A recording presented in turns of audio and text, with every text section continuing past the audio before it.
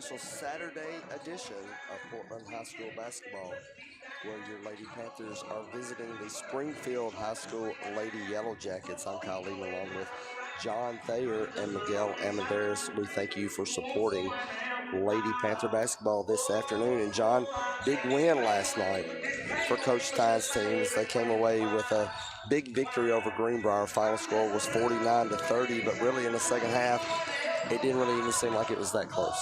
No, it wasn't. Well, it really wasn't that close in the first part of the game. We subbed early, and the second quarter was a lot of a sub fest, big time. We kind of lost our intensity just a little bit in the second half. The second quarter, but when we came out at half, we had fire in us. And we just, whatever doubt there might have been, which it was 31-17, I don't think there was much doubt at all. But it all got squelched in the start of the third quarter. They came out on fire. They were intercepting passes. They were dribble penetrating for goals. They looked really good. And that was their 6th out of 7th win. Is that right? Sounds good enough for me. Well, you're the stat man. I'm always wrong. That's why I always ask you. Regardless, they're on a roll, which is a big deal. They seem to be gelling at just the right time, coming off with an overall record of only 14-10. But most importantly, they're 4-1 in the district and been playing well. That only loss was against Liberty Creek. Liberty Creek, of course, undefeated, and currently we are standing at number 2 in the district, which is, we have said many times, you want that top 2 spot. Yeah, especially since you got 6 a regional teams. tournament Yeah. if you get the top 2 spots, so it doesn't matter from there. That's what we're banking on. But still a few games to go. We're only halfway through the district schedule. So tonight, a big game against Springfield. Springfield is 2-3 in the district. So a win tonight will really get us a little space in between us two. Plus, we want to try to keep pace with Liberty Creek as much as we can. Yeah, the first time we played these guys, it was 64-39 victory for the Lady Panthers. Springfield, like always, is going to be fast. They're going to have a lot of kids that are good athletes, really quick around the ball. You just never know what generational group they've got as far as the skill set. They can hurt you on the things like backing into the lane and offensive rebounds and stuff. But the one thing you're always going to get is a feisty little team. So, which is good for you because you never know when you're going to have to play somebody like that somewhere in the tournament. So you might as well get some that taken care of. You know what I mean? Yeah, I agree. Springfield's overall record is 14-7. They're currently listed at 4th. And you're looking at some of the games that they had last night. Station Camp actually defeated this Springfield team last night by a score of 62-59. So, although the Lady Panthers, this is their 3rd game in 3 days, Springfield also is playing their 3rd game in 4 days as they played Wednesday night. Then they played last night and coming in this afternoon, all because of the makeup games that are needed from the recent Isapalooza that came through our door. So we're going to take a real short pause. When we come back, it'll be time for the national anthem and starting lineups as you're listening to Lady Panther Basketball on the Portland Sports Network. Tennessee Commission for the United States Semiquincentennial was created to plan, encourage, develop, and coordinate the commemoration of the 250th anniversary of the founding of the United States, and recognize Tennessee's integral role in that event and the impact of its people on the nation's past, present, and future. The Commission promotes an inclusive statewide celebration and educational commemoration of America's 250th by interpreting and preserving Tennessee's unique stories, objects, landmarks, and places across our diverse state that define who we are as Tennesseans and Americans. From phones and laptops, in the city or in the woods, help keep America looking good. Give a hoot, don't pollute. Brought to you by the U.S. Department of Agriculture's Forest Service.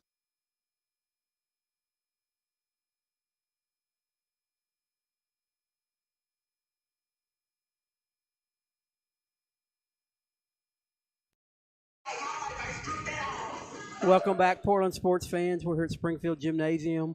We're going to take a break. If we're not going to take a break, we're going to do live national anthem here. Ladies and gentlemen, welcome to Springfield High School, home of the Lady Yellow Jackets.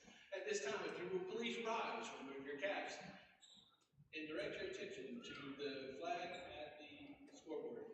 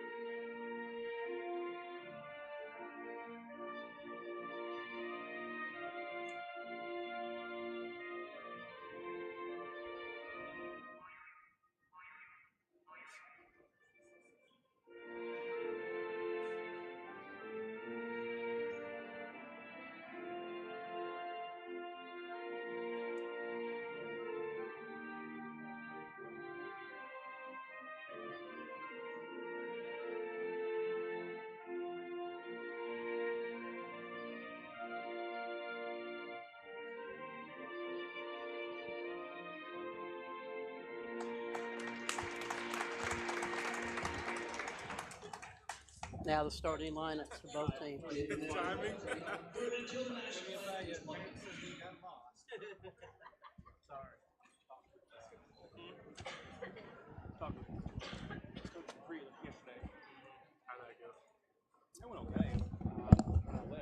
Tonight's starting lineup for the Portland Panthers.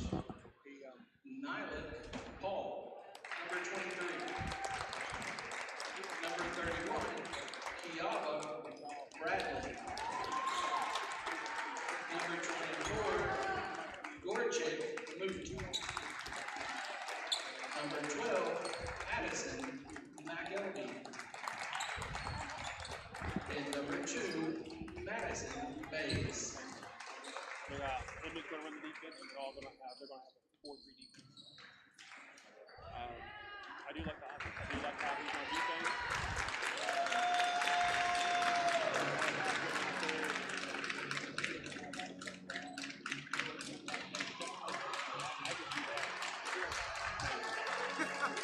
Might do it in your own corner, you know? And now, your hometown Lady Yellow Jackets, it's number 0, Samaria. Number 1, Zay Harper.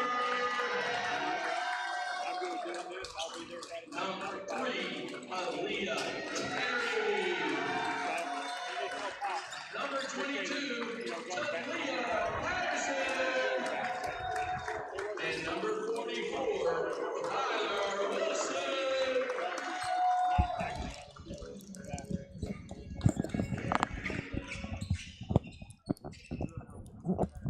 There you have the starting lineups for both teams. If you're unable to hear a little bit lower volume That's a lot lower. than we normally expected for the Springfield Lady Yellow Jackets, coming in at 14-7, 2-3 in the district. They're led by first-season head coach Rodney Davis. It was Shamaria Pope, number 0. Number 1, Zay Farmer. Number 3, Aaliyah Terry. Number 22, Talia Patterson. And number 44, Kyler Wilson. For your Lady Panthers, Madison Mays, Addie McKelvey, Nylik Paul, Gorchik Moot, Kiva Bradley. And it looks like Aaliyah Terry will tip off against Gorchik Moot. We thank you for joining in and supporting Lady Panther basketball. Ball is in the air, controlled by Moot, but possession gained by the Springfield Lady Yellow Jackets. They will have first possession wearing their home whites, black trim and black numbering. Backdoor cut right away, blocked on the drive to the basket by Bradley. Out of bounds, it'll stay with the Yellow Jackets. My question is, who decides who's going to give high five to the opposing team? Which coach? Or do they draw straws? Because nobody wants to do it. I don't know that. I'm going to have to ask coach. Lady Panthers steal the inbounds pass. They now have possession going from right to left, wearing their black jerseys, white trim, white numbering and lettering. Springfield playing that zone defense. Panthers playing 3 out, high post and low post. Shot is on the way by McKelvey, front away. Offensive putback is missed by Bradley. Springfield with the rebound. And they'll push it in transition. Quick shot on the way, but it's short. Moot with the rebound, knocked away from behind. And Springfield once again with possession. Farmer into the lane, misses the shot. Thrown up ahead, Moot to Paul, who breaks away behind the defense, and she makes the layup. First basket of the night goes to Nylik Paul. She doesn't need to be too nonchalant there. As we said in the pregame, Springfield, the one thing you know they're going to have is speed. Pope hands it back off to Farmer. Farmer guarded by McKelvey. Goes opposite the screen to the far side, takes a shot, misses again. Good rebound position by Mays as she's able to grab that rebound. So I don't see Story Russell on the bench, do you? Or, yeah, there she is. I don't know if she's nursing one of the falls that she's taken the last 2 nights. Turnover by the Lady Panthers to give it to Springfield. 2-0, your Lady Panthers lead early on here in the first quarter. Pope gives it out to Patterson. Patterson goes down the lane, takes a shot in and out. Rebound Bradley. And she'll get up to McKelvey. McKelvey will slowly walk it up to the front court.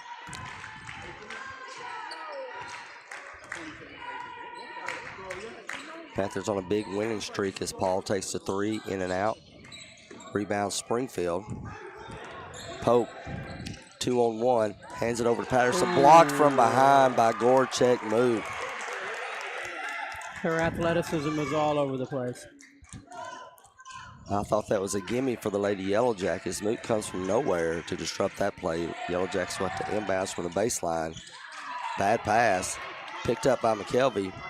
She races ahead, misses the layup, gets her own rebound. Throws it out to Moot. He'll take a three. It's short. Bradley with the rebound. Put back. It's good. McKelvey did a good job of pushing the ball up the floor and getting that transaction going. She missed her shot, but it was close, but we did a good job offensive rebounding. 4-0 Panthers lead. Good screen for Shamaria Pope by Kyler Wilson. Gets her an open layup on the left-hand side. Springfield gets their first bucket of the night. It's now 4-2. Yeah, we're going to have to step down and take a charge to them more. They're going to do it all night long. Paul. Far wing corner. Pass is tipped. Picked up by Moot. McKelvey lobs it to the free throw line to Paul. Back out to Moot for a three. It's no good. Ball is loose. Picked up by Springfield. And Springfield will push it forward. As it's Farmer making her way down the lane. Misses a shot. And the Panthers look to extend their 2-point lead. 4:30 remaining here in the first quarter. McKelvey just stops straight away, shoots a three, and she makes it.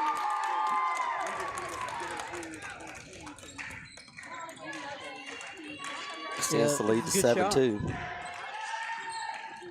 Pope tries to thread two defenders. She can't do it, but they're going to call a reach-in foul on Bradley. Yeah, there you just got to try to anticipate and slide if you can. Or you let her go. You try not to get a foul this early in the game. Story Russell will come in for Madison Mays, making her first appearance in the ballgame. Springfield inbounds from the baseline, tries to lob it into the paint for Wilson. She grabs her down, turns around for the 12-footer, misses. And now Hattie will initiate the offense, gets over to Paul. Paul being guarded by Farmer. Over to the near corner is Russell, and she'll dribble her way back out to the front. McKelvey will restart the offense. Paul takes a shot from the right-hand side, doesn't go in. Bradley is fouled on the putback. Yeah, she's done a really good job of knowing where to be in the paint. That, like we said a couple years ago, that was our weaknesses. When the balls were in that area there, we just wasn't clearing them out. Now we are getting them. 2 shots for Bradley. And it's very hard to hear a basketball arena that was as quiet as it was of her shooting 2 free throws here early in the first quarter. This gym can be loud, I promise you that. Bradley misses the first. 0 for 2 on that trip. Springfield with the rebound. Panthers with a 5-point lead. 3.5 to go here in the first quarter. Pope backs up, takes a three, gets it. Shamaria Pope with the only points for Springfield tonight. They have cut the lead to 2. 7-5 now is your score. Russell, the near slot area. We'll swing it over to McKelvey. He's at the top of the key. Back to Russell. Gets it to Paul. High-low action. Rejection down low for Springfield. They get the basketball running over to the front court. 3 is on the way. That one doesn't go in for Kimoni Gray, who's in the game for Springfield. She ends up getting the rebound, and they're going to call Paul with a foul. Yeah, a little picky there, but we'll go with it. We just got to learn quickly what they're going to call and not call and back off accordingly. Because, you know, we need them on the offensive side of the ball big time, so they just can't foul out being too overly aggressive. Springfield will inbounds. Pope gets caught in a trap. Gives it up to Felipe. Back to Pope, dribble handoff. Weave action out front for the Springfield Lady Yellow Jackets. Pope ends up with it, guarded by Paul. Lady Panthers playing man-to-man defense. They're going to call traveling on Springfield, and that's all due to the defensive pressure by Bradley and Moot on the guard. Yeah, but, you know, those angles, that could have easily been called a foul. We just got to be careful. Bailey Sharklet will come into the game for Coach Stein. Out goes Kieva Bradley. Sharklet's been getting a lot of minutes here lately. Moot steps inside the three, gives it up. Ends up coming back to Moot. Paul will take a three from the near side. It's off the mark. Ball is tipped out. Picked up by Springfield, and they'll call a backcourt foul on Sharklet. As Russell is still laying on the court as there was a collision during that rebounding effort. Yeah, Sharklet, you can't get on to her for a hustle there. And the good thing about it is she's got 5 fouls, so she needs to use them sometimes. Russell limps off the court. She's having to be helped. And that doesn't look good for the senior. As the trainer will take a look at her. May have landed on someone's foot during that rebound action. Springfield with the basketball. Loose ball, out of bounds, last touch by the Lady Panthers. It'll stay with the Yellow Jackets. Good trapping defense there. 2 minutes remaining here in the first quarter. 7-5, Portland leads. And Pope trying to get around. Paul has to back it up. Gives it up to Gray. Back over to Pope. Pope makes her way, crossover into the lane, but loses the basketball. Picked up by Madison Mays, who's in the game. Loses it back to Springfield. Springfield takes a three. No good. Rebound fought for by 2 Panthers. Paul comes up with it, throws it up ahead to Moot, who is behind the defense. Whistle, foul, and one. Gorchek moved to the free throw line. Great outlet pass. Great job by Moot gathering the ball, getting a little contact, and finishing it off. Lady Panthers can run, there was no doubt.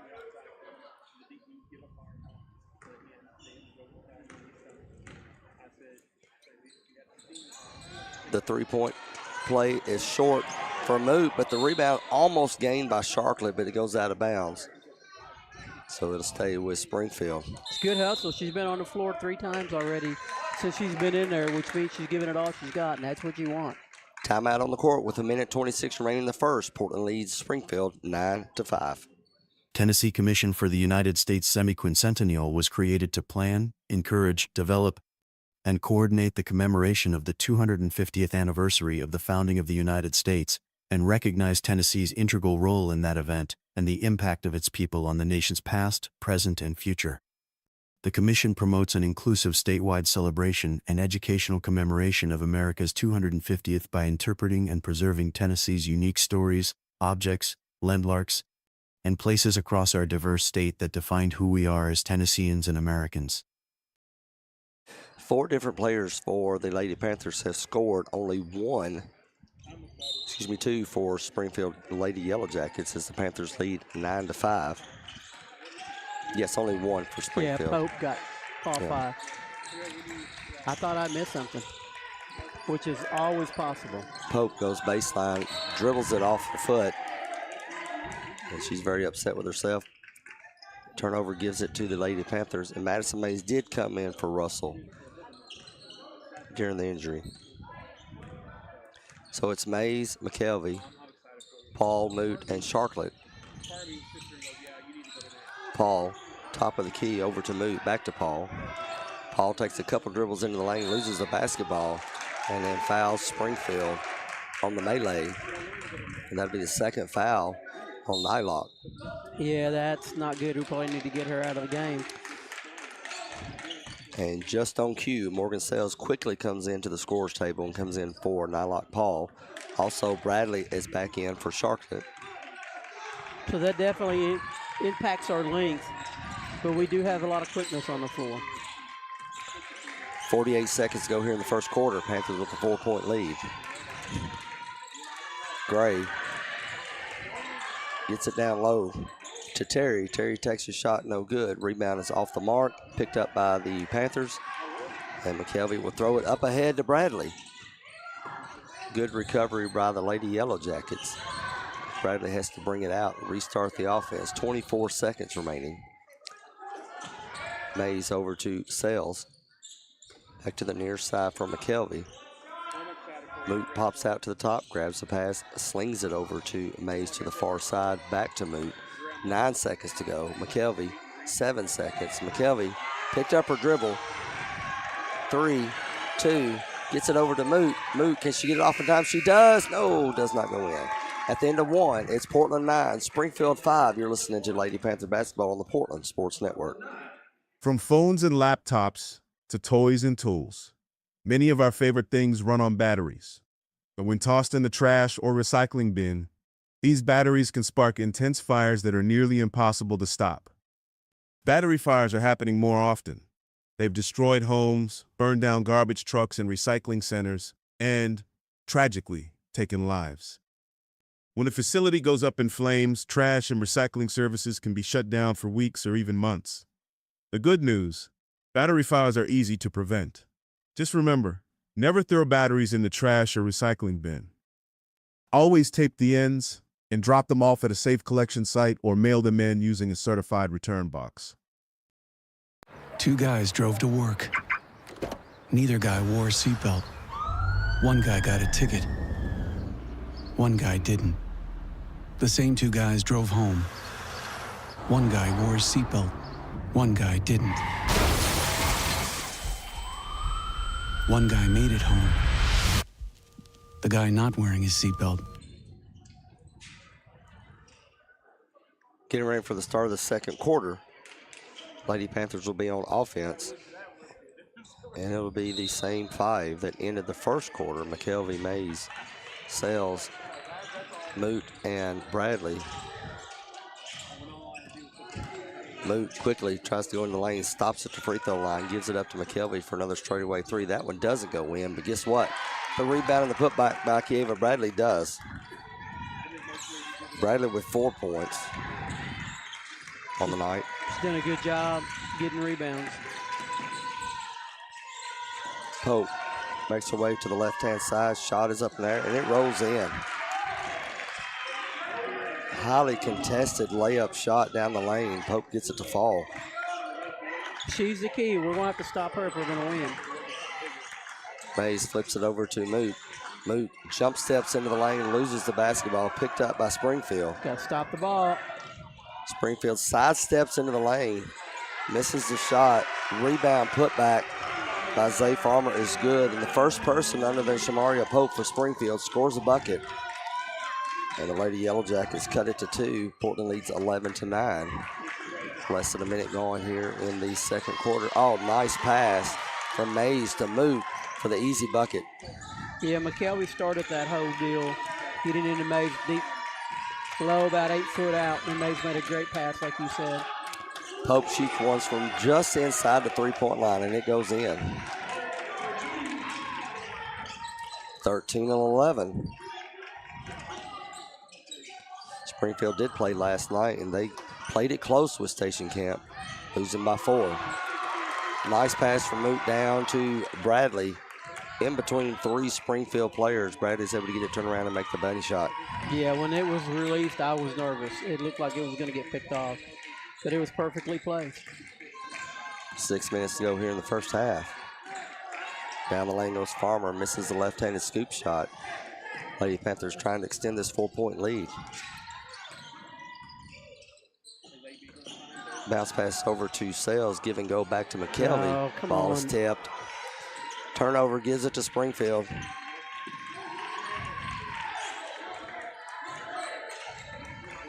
Flipped over to Farmer, who takes a 3, partially blocked, picked up by Sales. Yes, we got to be a little bit more smarter on three-quarter court passes. They're quick. They're going to jump those things. Moot takes a 3. Good. Miss 1,000 point club. It's her first 3 of the night. She has 7 points in the game. Panthers have extended it to an 18-11 lead. Spin move at the elbow, shot on the way, no good. Out of bounds, last touched by the Byzantine. Substitution for the Lady Panthers as Sharklet will come in.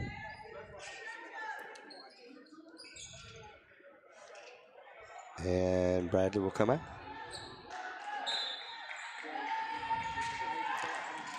underneath the basket, inbounds for Springfield. Almost turns it over on the inbounds pass. Farmer somehow is able to get control of it. Bounce pass down low to Wilson is tipped away. Picked up by the Panthers, and Coach Stein calls timeout. 4:59 to go here in the second. Portland leads 18-11. You're listening to the Portland Sports Network.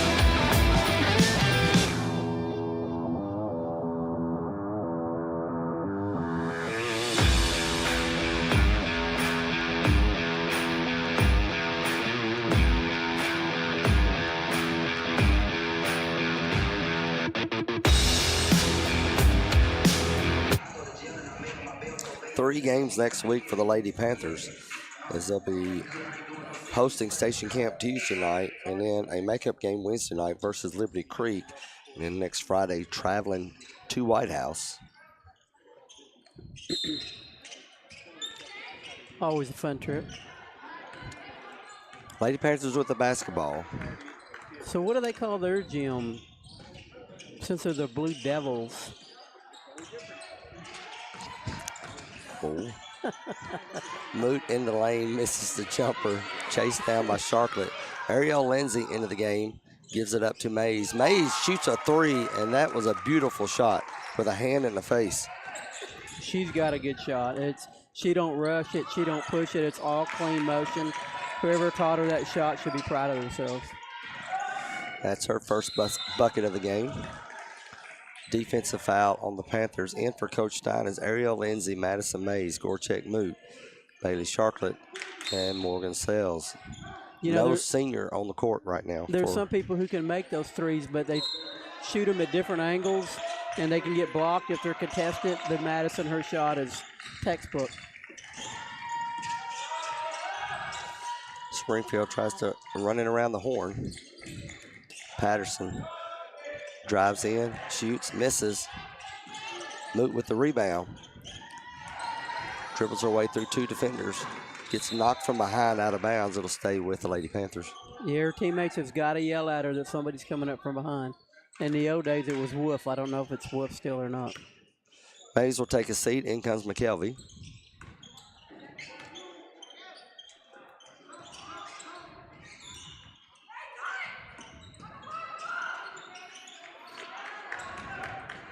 Moot to the far side, gives it to Lindsay at the elbow. She tries to pop it out to McKelvey at the corner, but it gets knocked out of bounds. Panthers will inbound from the baseline. That's a part of the game with Lindsay. I think defensively she could really help the varsity squad, but when we're on the offensive end is the key, is how she handles that kind of stuff. Inbounds, Bradley. Fakes like she's going out front, goes into the lane, gives it over to, dishes it out to McKelvey. Moot at the elbow, three dribbles, dishes it out to Bradley for the three. No good. I Pope don't know with why the rebound. Moot just didn't take it up right there. Stop Pope the ball. keeps it going. Throws a shot up, doesn't go in. Offensive rebound, Yellow Jackets dishes out for a three. That one doesn't go in. Long rebound to Moot. Moot has numbers. Gets to the rim but gets fouled by Patterson, and she'll go to the line for two.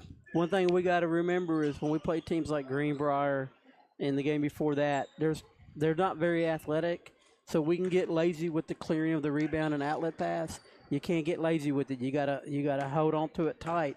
There's no reason you can't run with it and go quick, but you can't turn and get it taken away from you as you're spinning. Mays comes in for Lindsay. 3:14 to go here in the second. A 10-point lead for the Lady Panthers. 21-11, trying to keep pace at the top end of the district standings. Missed shot, rebound, Springfield. Up ahead to Felipe. She backs it up, gives it to Pope. Quick pass down low to Gray. Shot goes in. Correction, Leah Terry with the bucket. 21-13 now. Panthers lead. Flips up ahead to Bradley. McKelvey swings it to the near side, Moot. McKelvey flashes in the paint, takes a pass, tries to bounce pass down on to Sharklet. Gets tipped away. Tie up. Possession hour will go to Springfield. Yeah, there's a spacing thing. There wasn't enough space for that pass. He was like 2 feet away. It's just not going to work.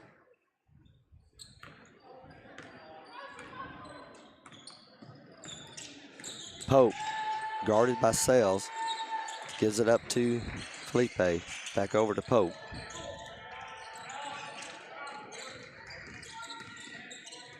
Felipe gives it up to Patterson. Terry at the elbow. Terry gives it up. Patterson back into the lane. Ball.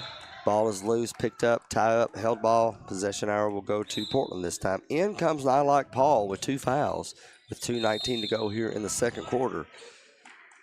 And she'll take the place of Sharklet. Timeout on the court.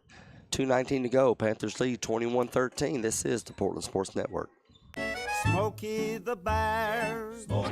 Then you know why Smokey tells you when he sees you passing through.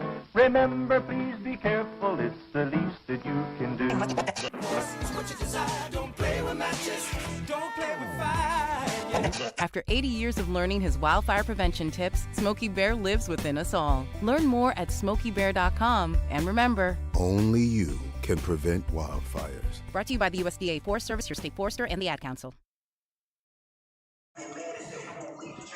Full timeout was taken by Coach Stein during that timeout. 21-13, your Panthers lead. 2 minutes and 19 seconds to go here in the second quarter. The third game in 3 nights.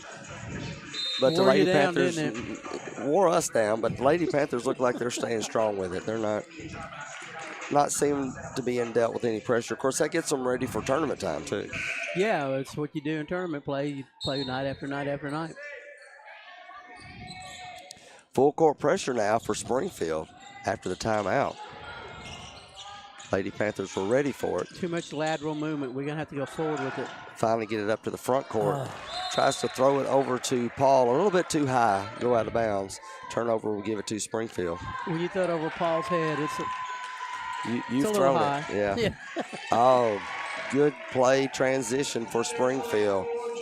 As Patterson had an open baseline move, she gets the layup. And now Springfield all of a sudden has cut this lead to 6.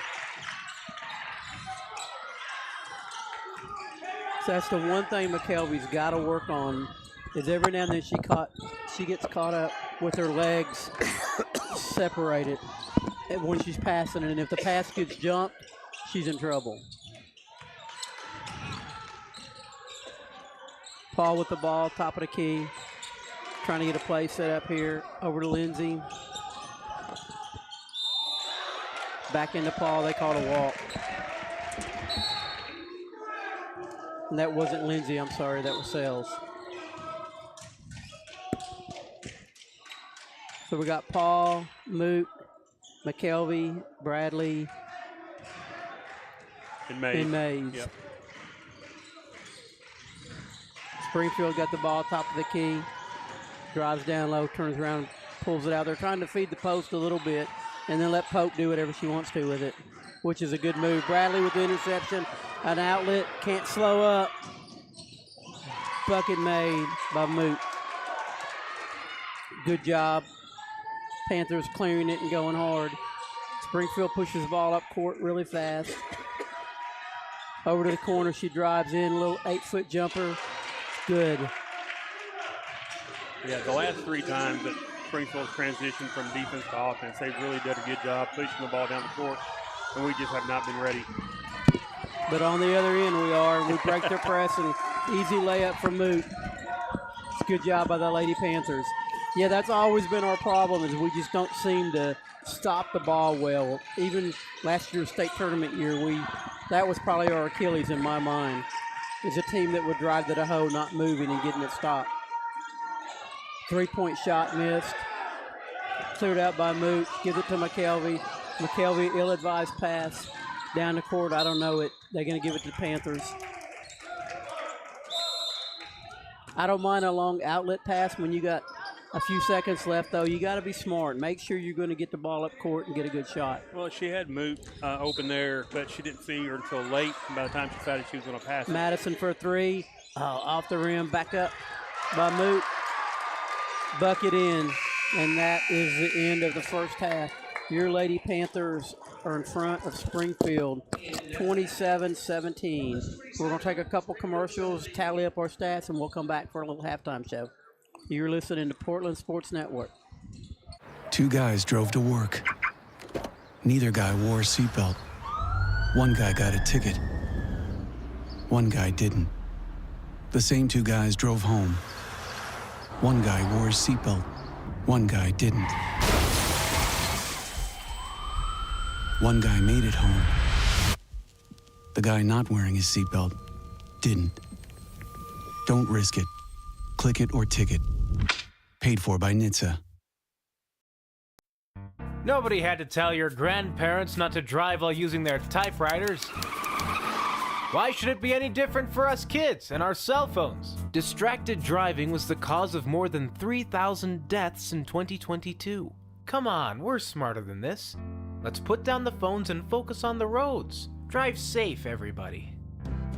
Don't drive distracted. A message brought to you by the National Highway Traffic Safety Administration, Project Yellow Light, and the Ad Council.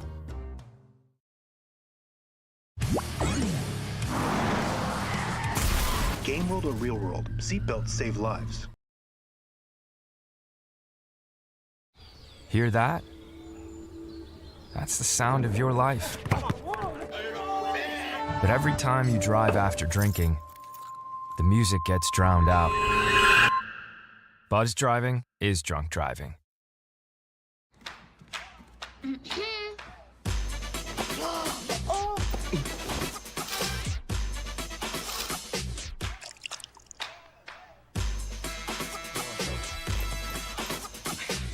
You're not gonna get it all right.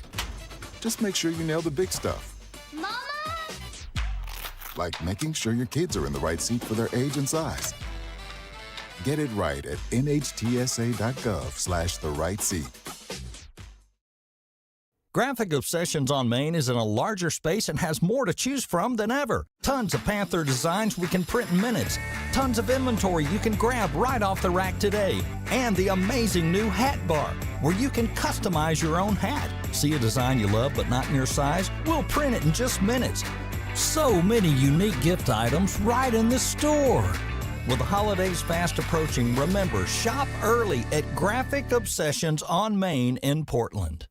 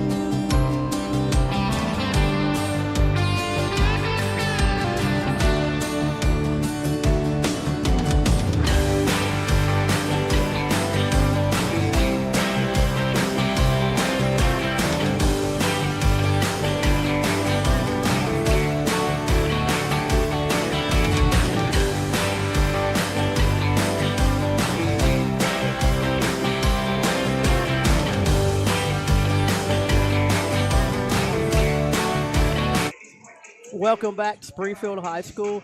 I don't know what they call this gym. I'm going to name it the Hive. You know, get it, Yellow Jackets, the Hive. I think that's a fitting name. I do like that. It's been here a long time. It has been here a long time. I'm going to go over stats real quick if you don't mind. Portland Lady Panthers are winning 27-17. Madison Mays, 3. Addie McKelvey, 3. Nalak Paul, 2. Gorchek Moot, 13. Kieva Bradley, 6. The one thing I am totally disappointed on is we're 0 for 5 from the free throw line. That's not acceptable. We got to work on that for sure. Rebounds, Mays with 1, McKelvey with 1, Paul with 1, Moot with 8, Bradley with 7, Sells with 2, Sharkley with 1. Steals, McKelvey, Moot with 1, Bradley with 2, blocks, Moot with 2, McKelvey, Bradley with 2, block shot. I already did the block shots. Assists, Mays with 2. I'm just nervous because royalty is sitting beside me right now. Paul's 2, Moot with 2, Bradley with 1. Turnovers, we had 7 for the half, so that's not bad, especially since we played so many subs.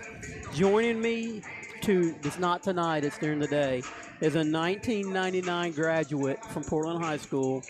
Played on basketball team. I enjoyed watching him.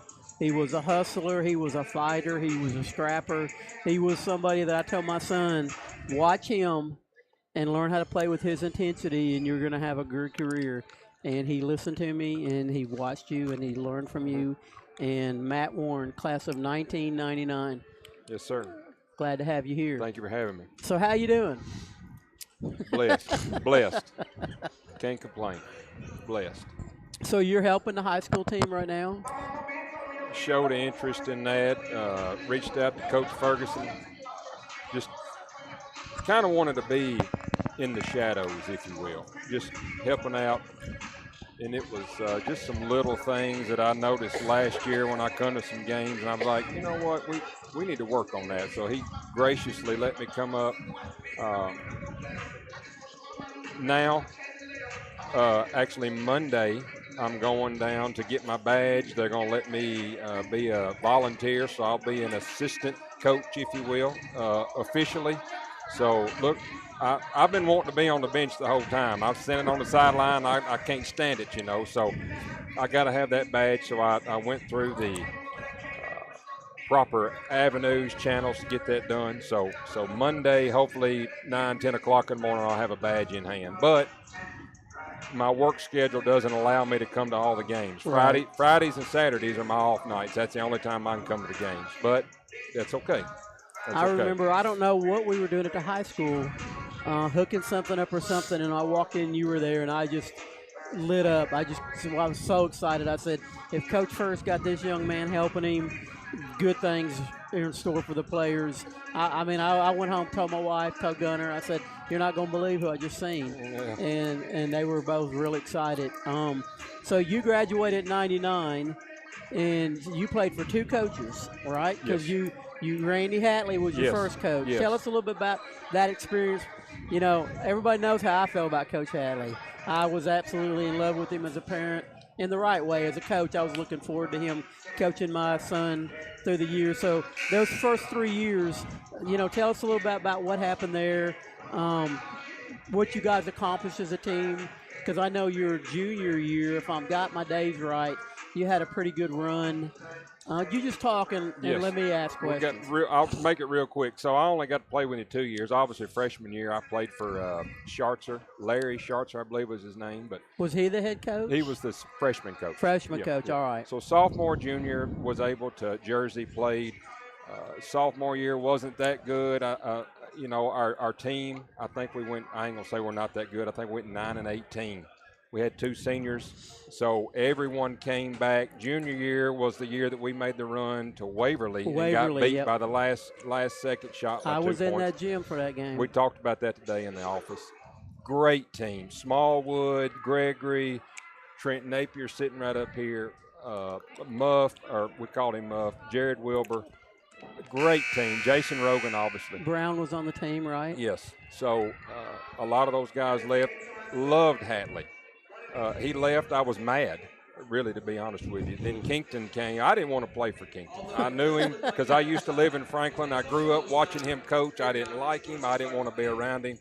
The Yakels talked me into coming back to play my senior year. one of the greatest decisions I ever made. Had an awesome team.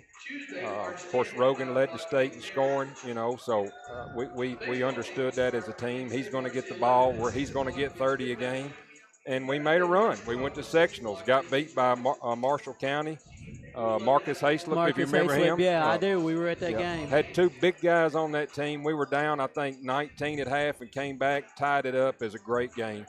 We left it on the floor. I walked away from that, and I'm not mad. We played a great game, and just I like the game, love the game, looking forward to working with the guys, getting my badge, getting to be on this, interact with them a little bit more, understand them a little more. But the game has changed. My, has it changed. And the rules and the things that we're doing now that we didn't do. You talked about the aggressiveness. I was mean. I grew up playing with Smallwood. I mean, of all places. And Dan Smallwood, I didn't play with him, but David's older brother, Dan, he was, So the aggressiveness, you can't play that way anymore, so I'm learning that. But aside from that, I just enjoy it. I like to teach. The fundamentals is where I'm at. Can't get away from your fundamentals. Stay with that, rebounding, defense. Take care of the basketball. If you do that, you're going to be good. And so we're doing that right now. So I've really enjoyed it. Well, I hate to cut you short. We got started. We're going to have you back, though. Okay. So next time you see me looking at you like this, I'll give you more warning than I just did, though, I promise. I appreciate it. Thank you for having me. I'm glad you're here. Yes, sir. You're a great guy. Thank you. We're back here at Portland High School again, where we never left. I just telling Matt thanks. But anyway, it's 7:23 left in the third quarter. No score. Panthers with the ball. We got a walk, which is good because the walk. Well, turnover is a turnover. I guess it doesn't matter if it's a bad pass or a walk. So Springfield's got the ball now. 10-point lead by the Lady Panthers. We got Mays, McKelvey, Paul, Moot, Bradley starting. Springfield just doing a little weave back and forth to try to find them a spot to cut to the basket. They're trying to post up a little bit. They haven't had a lot of success at it. Can understand because Bradley, they got a walk there. Good job.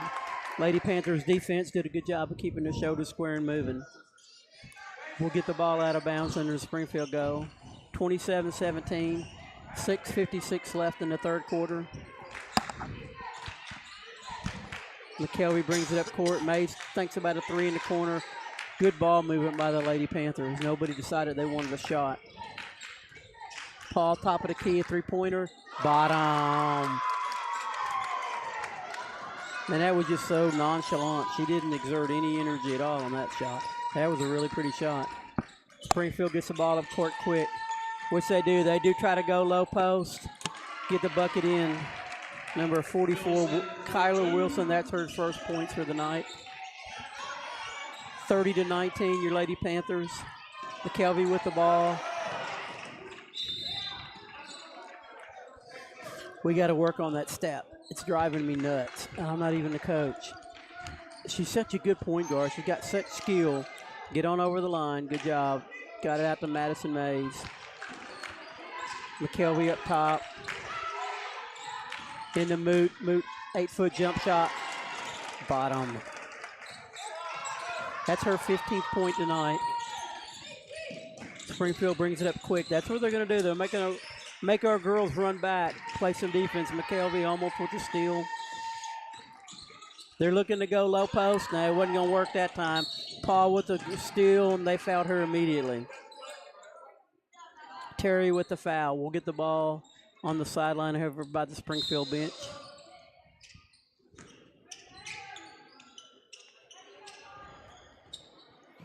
Actually taking that on the side baseline. McKelvey playing point, bringing it up.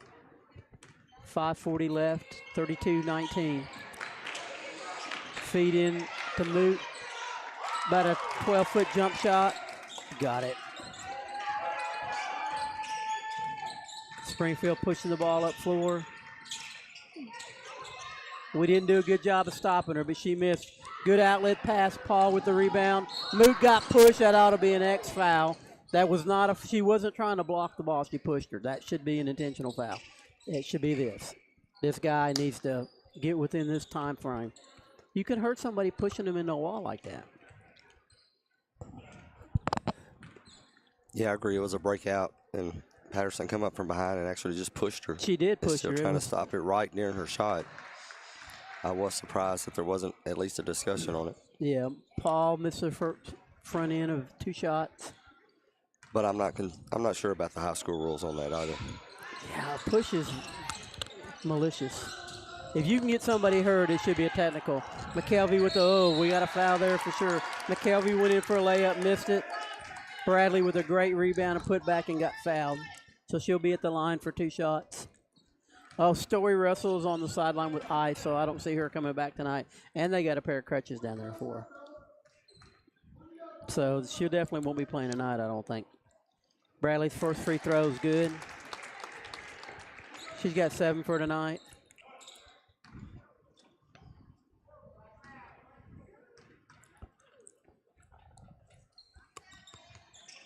What are you doing, baby boy?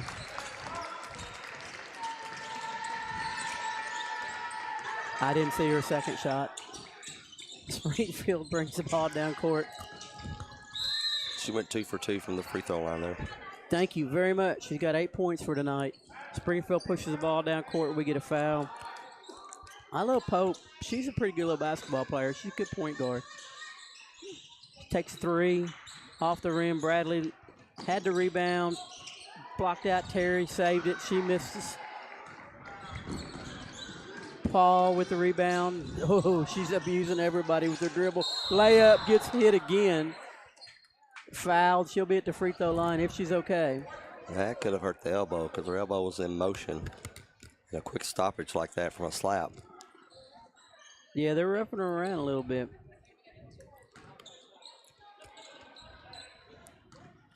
She's got 5 points for the night. First shot's up and good. Maybe she shoots better with the elbow hurting.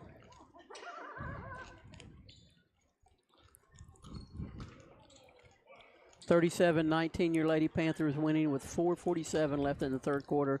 Second shot's up. It's good. Good job gathering herself on that hard foul and making the free throws, both of them. Pope with the ball, drives to the goal. Driving to the goal against us, man, we got some length. That's a tough deal. But she is their spark. We knocked it away out of bounds. Panthers ball. They're going to trap us now. We need to work better on, there you go, not sideways so much. 2-on-2 fast break. 3-point attempt missed. Rebound tie up. Moot missed a 3-point shot. Paul rebounded, but it was tie up real quick, so didn't clear it out. Substitutions for the Lady Panthers as Sharklet comes in, Sales comes in, out goes Mays and Bradley. Sharklet played good in the first half. I like to see her get these minutes. Lady Panthers have extended that 10-point halftime lead as they've only allowed 1 bucket for Springfield here in the third quarter. Springfield takes a 3-point shot. It's off the rim, rebound, cleared out by McKelvey. They tried to trap her. She dribbled out of it. Got a 4-on-3 fast break. Shot up by the Panthers way off. Sharklet with the rebound, bounces off of her, and she kills the person that got the rebound, which, hey, she's got 5 fouls to give. It ain't going to hurt anybody. I like that physicality.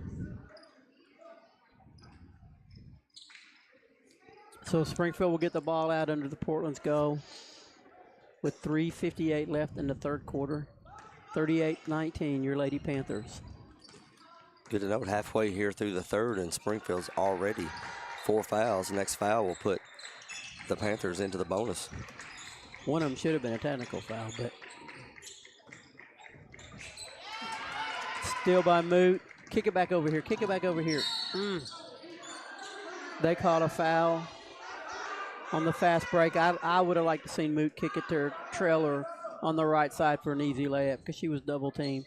I'm not saying she can't make that shot, but it's kind of good to pass the ball off in that situation.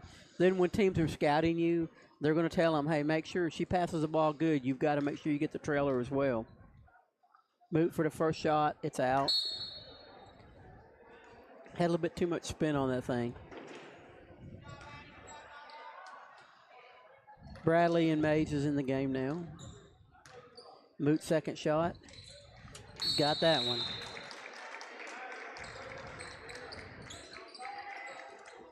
I got her with 18 points for the night.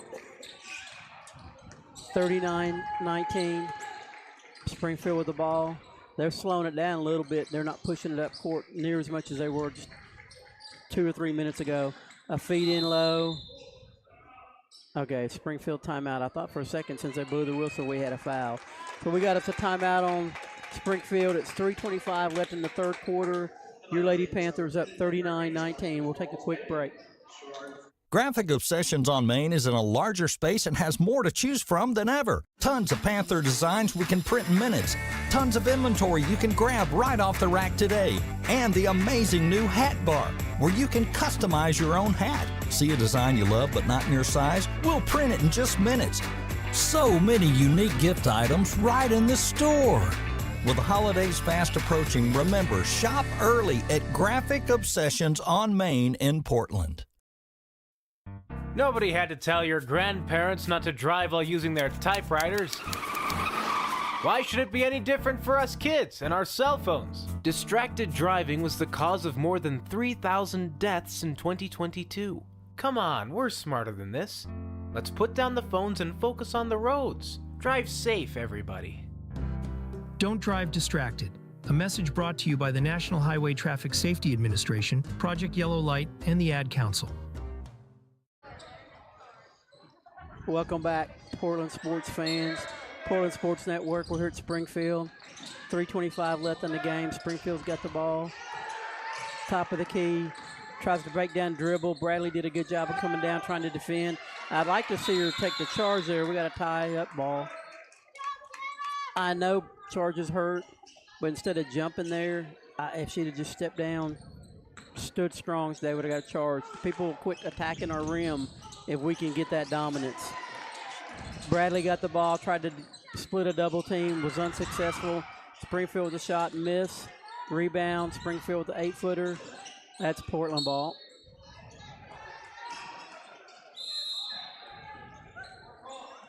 Coach Stein's doing a good job of mixing in the subs, I think, because this is third game in a row. You got to be a little tired no matter if you want to be or not. Portland's got the ball under the Springfield go. Springfield's playing full court, which is crazy because we'll run on them really fast if you're not careful. Coach Stein brought in all his starters back in the game. I think it was getting a little bit too sloppy for him.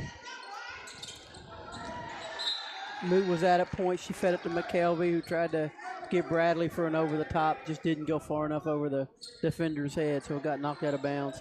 Portland's ball.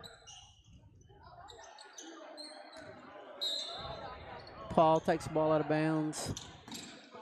Nice play. Moot misses just an easy jump shot. Bradley with the rebound. McKelvey with the three. Way off. Mays saves it off Springfield. Good job by Madison Mays. Very athletic play. Throwing it back on the foot of the Springfield defender, and it went out on her. Moot with the ball. Threw it into Paul. That was a very ugly play. Turns into a foul on Springfield. So it worked out for us.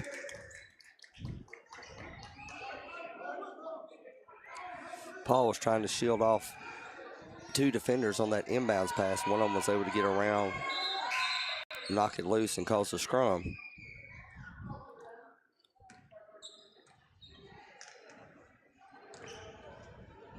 And then they realized that that was the 5th team foul. They should have put the Panthers in a bonus situation. Moot at the free throw line. Falls off the front. She'll make this one. I need to make me a bigger sheet with the extra line on it for her. Her right smaller. Moot makes her second one. We got 2 minutes left, and I've already got her line all full up because I had to pull it over for the last half. Springfield with a three. Off the rim. Springfield gathers the rebound. Drives down, decides he's going to set the play up here. They've tried to go low post a couple times, but Pope's not going to do it. She drives in, looks like she's going to try to pass it. It's knocked out of bounds. It'll be Springfield ball. We got a 30-second timeout by Portland, so we'll be right back. 2:13 left in the third quarter. Your Lady Panthers 40, Springfield 19.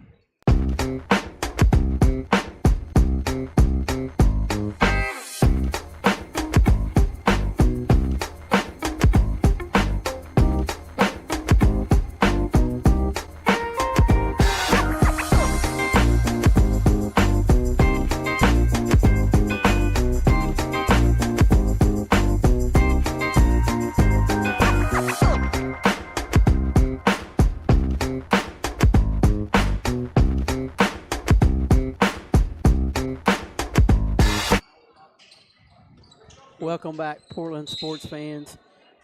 We're here at Springfield High School. The Lady Panthers with a 40-19 lead. 2:13 left in the third quarter. Springfield with the ball.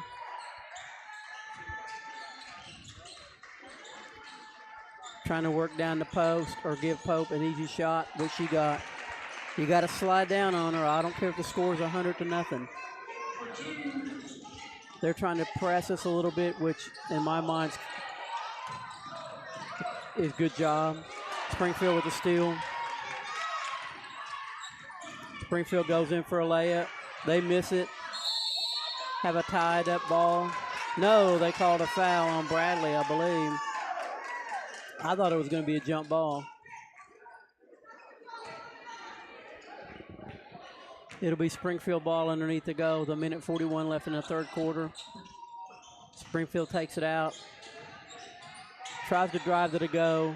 Mays did a good job defending her and stopping her. Springfield dribbles it out of bounds. Big Lady Panthers ball. They're going to do the full court press here. So we've got to do a little bit better here. Springfield's quick. The home run ball's got to be wide open before you do it. We had it broke. We had an easy layup, but Paul threw the ball a little bit too far for Bradley, and we just couldn't gather it up for the easy layup. But they did a good job. They did break the press. But a lot of times teams, they'll do that press, and their intention's not necessarily a steal. It's to hurry you up and to make a mistake. And it worked for Springfield there. Springfield with the ball, down by 19. They work the ball in, layup, off the rim. You can't get a better shot than that. They're going to call Bradley with the foul, I believe.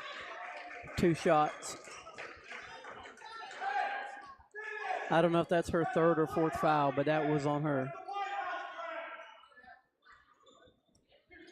Coach Stein's yelling instruction out adamantly, vividly, sternly. Springfield with a shot, miss. I like it. I like when Coach Stein gets fired up. It makes me happy. Springfield taking her second shot. We had a lane violation, so if she doesn't make it, she'll get another one. That was Terry with the shot. I've got her with 3, but I'm not got Springfield caught up, I don't think. Portland's ball, they're going to full court press again. Into Sharklet, over to Mays. Back over to McKelvey. Did a good job of breaking that. Springfield went for a steal/foul. Out of bounds. Portland's ball, half court. Springfield's turning up on defense. They're playing tight man-to-man. They're denying everything. It worked. They got a steal. Got a little 5-step layup there for Springfield in the score. By Farmer, 40-24. I want to make sure he caught a foul. They're kind of struggling with this one here. Yeah, they called a hold on Springfield. So we're at the free throw line, 40-24 with 44.4 seconds left. Moot. She's been missed first one, made the second one twice in a row. So let's see if she can break that pattern, make them both. Shot up. It's in. And it's easier to put a dash for one than it is an X. Second shot. It's in. Good job. So Lady Panthers up 42-24. 44.4 seconds left in the third quarter. Sales in the ball game for Mays. Springfield brings it up court. They've slowed it down a lot as far as pushing the ball up court, which works for us. Springfield trying to do a little weave. See if they can get Pope open. She gives it up in the corner. Springfield with a three-point shot. Makes it. That's Farmer. That was smooth. A little sidestep dribble. Yep, that's her Three on the way. 7th point tonight. Steal by Springfield against McKelvey. Shot by number 3 for Springfield off. This is what we kind of talked about last night, about the tendency to want to run. You know, I'm good with running, but there's times that you've got to slow it up and run and slow it up and run. You can't dribble through double teams against quick teams because it's just not always going to work out for you. This time it did because they called a foul. I know the Lady Panthers are up by 15, but you think about the open baskets and the easy buckets that Springfield has missed tonight. It could be a different ball game right now if some of those would went in. Yeah, it totally could. Paul hits her first free throw. She's got 8 points for tonight. Second one up. It's off the back of the rim. She almost ran down the rebound. Good hustle. And that is the end of the third quarter.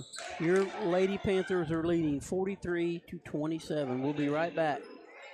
Tennessee Commission for the United States Semi-Quincentennial was created to plan, encourage, develop, and coordinate the commemoration of the 250th anniversary of the founding of the United States, and recognize Tennessee's integral role in that event and the impact of its people on the nation's past, present, and future. The Commission promotes an inclusive statewide celebration and educational commemoration of America's 250th by interpreting and preserving Tennessee's unique stories, objects, landmarks, and places across our diverse state that defined who we are as Tennesseans and Americans. From phones and laptops to toys and tools, many of our favorite things run on batteries. But when tossed in the trash or recycling bin, these batteries can spark intense fires that are nearly impossible to stop. Battery fires are happening more often. They've destroyed homes, burned down garbage trucks and recycling centers, and, tragically, taken lives.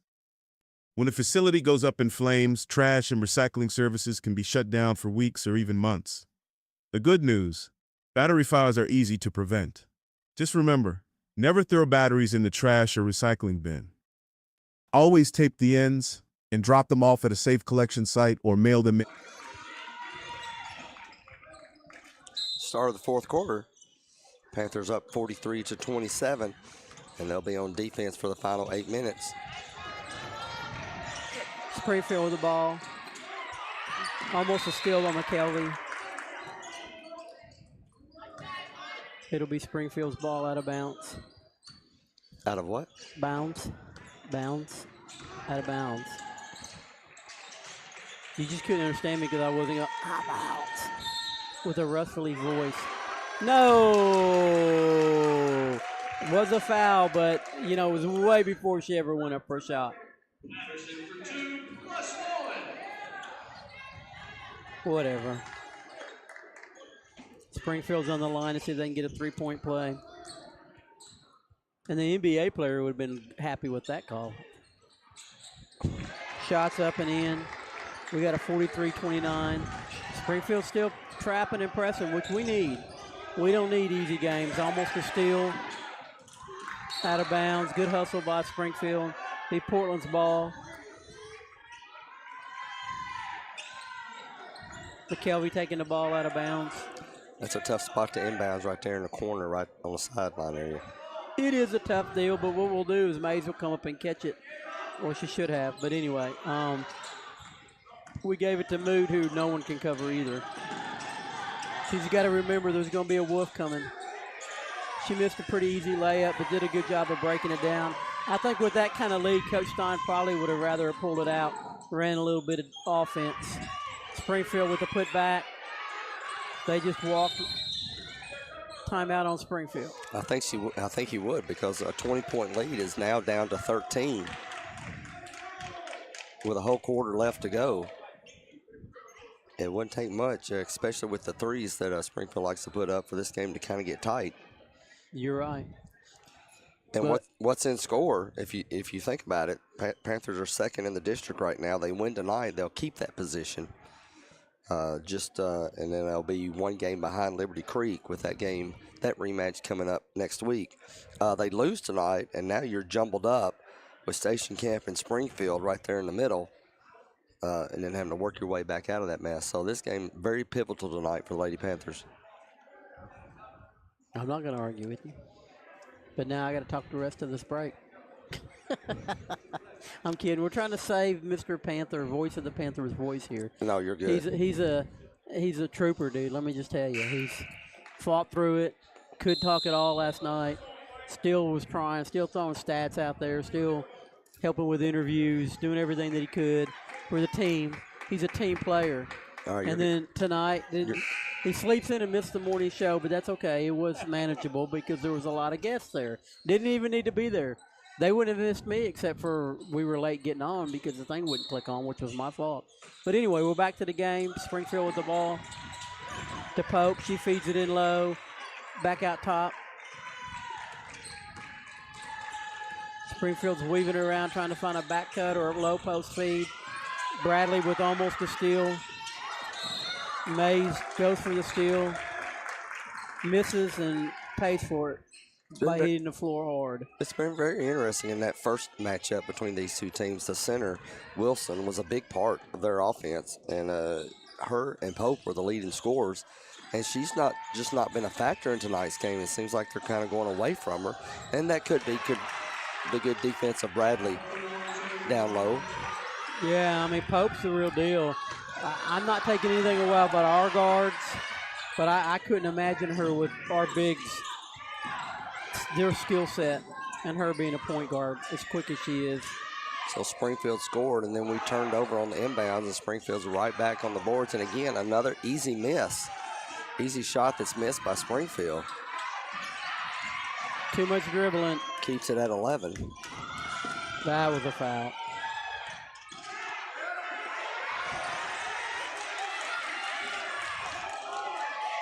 McKelvey with a three-point shot. Bradley with a good rebound, put back. I don't know if they called a block or a foul. We got it out of bounds, so I think they called a block. Portland's ball into their go.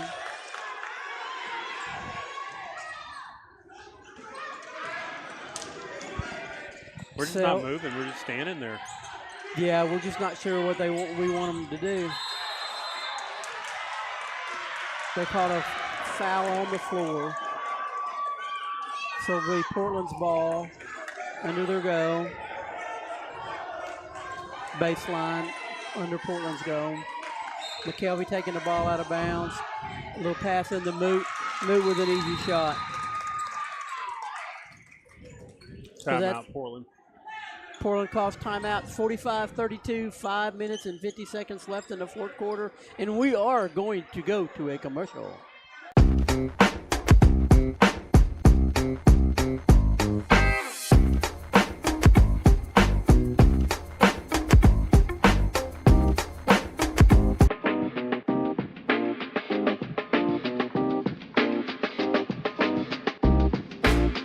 Window sounds right there when we're on the air. Showing that we're disconnected. OBS Studios disconnected. So. I think it's probably still streaming, so we'll see. It should come back, I hope. I don't know if the internet went dead. Surely not. Springfield with the ball. Pope tries to drive. It came back right there, right? Yep. All right, so, it happened to us once about 3 or 4 weeks ago, and I went back and listened, and it never disappeared. Well, our listener said that we're good. So we're good. Yeah. She said we're good. Springfield with the ball, throws it out top of the key. Springfield drives, left-handed shot, it's in. Farmer, 45-34, 11-point lead. That's a good idea right there. They picked who they were going on man and decided Bradley could definitely take on her player as far as dribbling the ball and bringing it up court. That was a great job by Coach Stein, if that's what's the design on his part, to make that mismatch work for us. Called 3 seconds on Bradley. she's saying it's her bad, and she knows that the key was we wasn't even anywhere close to getting the ball in the post. So what she was hanging out in there was just, not thinking it through. But that happens. She gives us so much, you can't complain about little stuff like that sometimes. Everybody's entitled to mistake from time to time. Springfield with the ball. They're weaving it around. Back out top of the key. They're just trying to pick a lane. Great steal by Gorchek Moot. She goes in for a layup. It doesn't make it. I thought she got fouled, to be honest with you. Another foul. Missed. Put back by Moot. 2 points. Good job, girls. Way to stay with it for the Yes, Lady sir. Panthers. They did. Three attempts at the basket on that possession. I thought 2 of the plays could have been foul calls, but they kept offensive rebounds. We talk about it all the time. Springfield trying to dish in low. McKelvey almost a really, really good job of coming in for a back steal on that. They missed the shot, try to throw it in. I'm anxious to know what this foul is. I think it's on Springfield on the rebound against Wilson. So it'll be Portland's ball under Springfield's go. They got Moot. Huh? I thought they got Moot on. No, they called it on Wilson. Okay. 44. She knocked Bradley Okay. down hard. So 47-34, 4 minutes left in this game. I didn't really like that pass, but it worked out. Then to Madison, and she freaked out and threw it to Springfield. Springfield fast break down. Moot with the ball. She waited for a double team. She cannot wait for a double team. Coach Stein brilliantly calls timeout. Now he's good at that stuff. Yeah, she was in trouble down there, and you was really worried more about a 10-second violation than that, because she was going to, by the time she would have got out of that trouble, you would have had very little time to get across the timeline as far deep as she was in the backcourt. But you got to give it to this Springfield Lady Jacket team. They are relentless, and they're not giving up. And the pressure is kind of getting to Portland at this point in the game. And it's good for us because we're going to see it somewhere down the line in the tournament. So how we handle it and cope with it is huge moving forward for sure. Sorry, I just had to sneeze. So only 13-point lead now with 3:47 to go. You kind of feel a little bit better, but free throws may be an issue, but it's not looking like it because only 2 fouls. Yeah, they're fouls not. so They're far for swallowed their Springfield. whistle. They're doing us a favor, I guess, by not making us get to the line. McKelvey takes it out to Bradley. Good move because they just can't stop her. She goes in for a layup off the back of the rim. So almost had an and one, but she'll be at the line for 2 shots. I'm just anxious to know if in the huddle somebody said, person for person for person, the person that's guarding Bradley just cannot handle her she got the ball in her hand. I think they did. Bradley misses the free throw.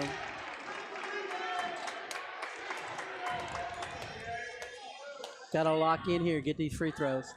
Anytime you're ahead in the game and the team's giving you a chance to pull away, you got to pull away. She missed both shots. Paul with a great job getting the rebound. Into Bradley. She walks. Paul, that was a really nice rebound on that play. She showed her athleticism there big time.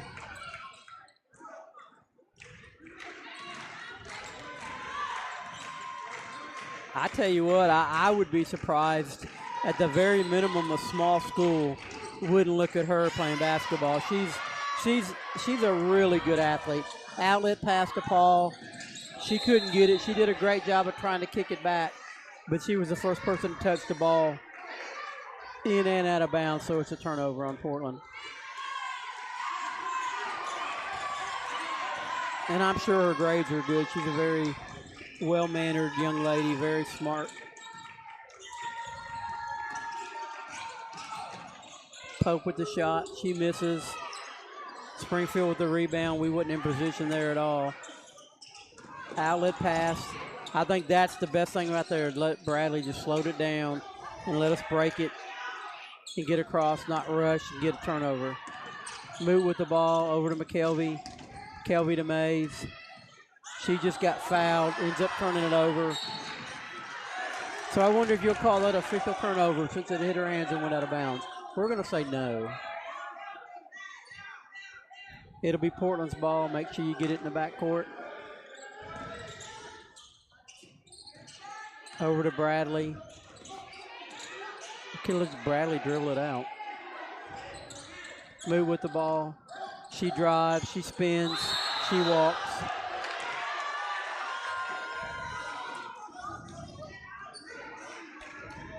Good hustle play on her part. We just don't need to force the issue. Work, work, work. Make the defense work. And then take a good shot when you get one. You don't have to rush anything. Springfield with the ball, 47-34. 2 minutes and 26 seconds left in the ball game. Springfield's just going to weave it around and try to get someone to dribble penetrate, I believe.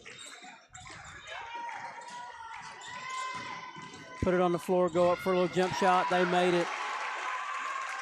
Patterson with 2. And all of a sudden, it's an 11-point game. It's been a while since the Panthers have scored a bucket. And Springfield's matched up a little bit differently, half court, about who they're going to give the ball to. But once they got past the half court line, it's a little bit different of a situation. Here's a 3-point shot. It's off the rim. Springfield with the ball. I'm not sure why we're rushing our shots, but Springfield's got a chance to cut it under 10 here. 3-point shot. She made it. Wow. Full timeout called by Springfield head coach. We'll be back with a short break.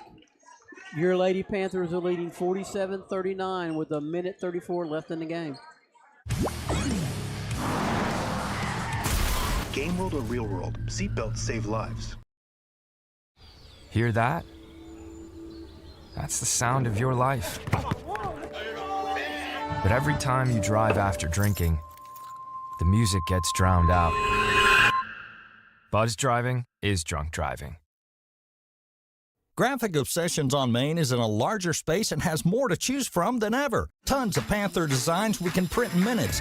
Tons of inventory you can grab right off the rack today. And the amazing new hat bar, where you can customize your own hat. See a design you love but not in your size? We'll print it in just minutes.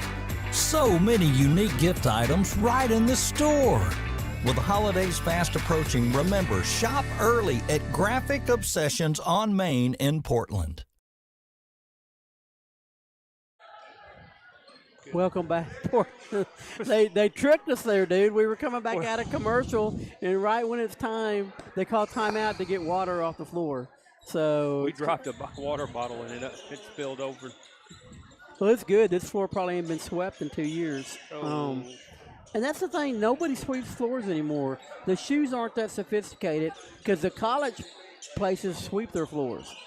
So I don't know what's up with high schools, but they don't do it. Well, I can't say I got here early enough, and they had a mechanism out there on the floor. Did they really? Yeah, they did. What kind of mechanism? You said a mechanism. Yeah, it wasn't a broom. It was almost like they pulled it, but it was something electronically to where I don't know if it's like a small vacuum type of thing. That's interesting. I'd like to see that. So, but you used to do it between in halves too. Right. You know, kind of so like I don't know. Zamboni for ice hockey. Cool. Next time, take a picture if you see one. Anyway, your Lady Panthers up 49-39. 49-39. Yeah, 47-39, I'm sorry. Bradley breaks trap. We threw it out of bounds. Did everything right. Did Except just give as it to the was point drew up. guard. He gave it to, well, that's what he wanted. He wanted Bradley to have it because everybody cleared out after Bradley got it. But then a bad pass when we got to the front court. That was a walk. They didn't call it. Springfield scores on an easy layup, 47-31.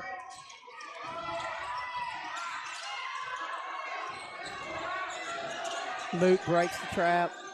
Then she picks up her dribble a little bit past half court.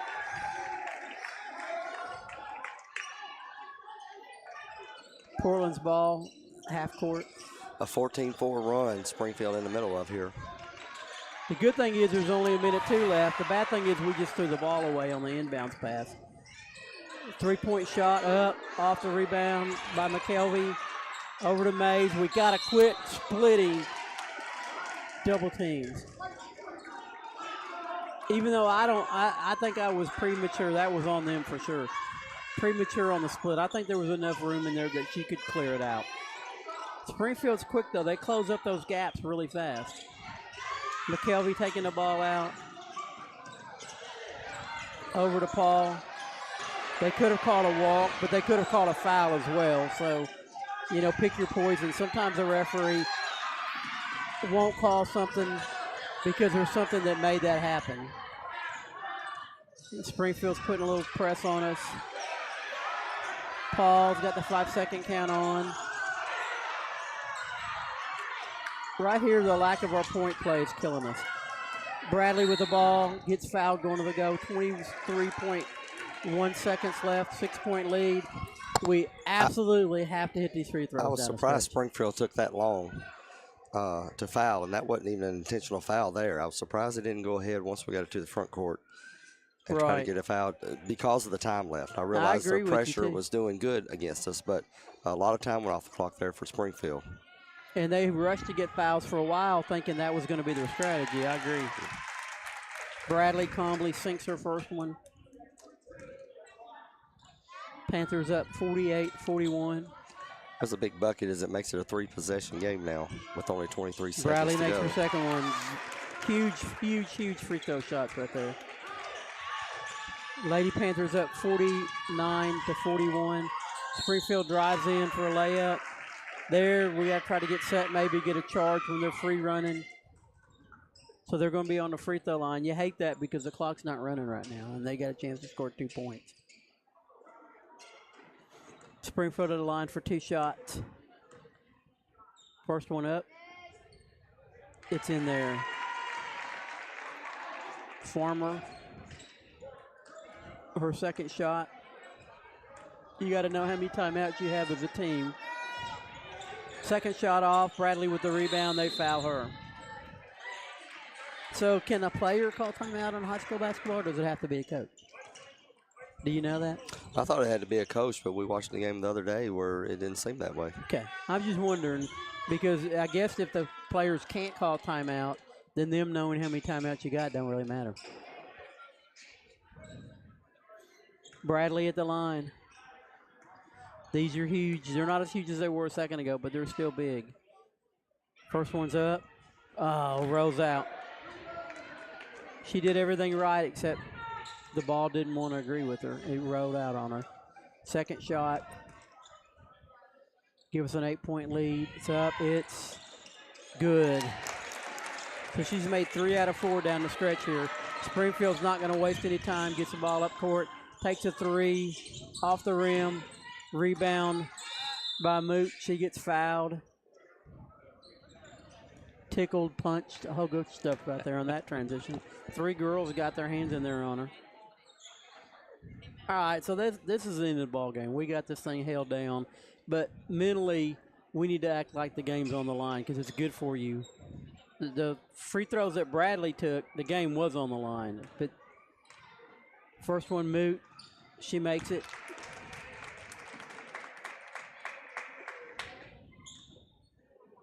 Got her with 26 points. I'm not sure if that's official or not official.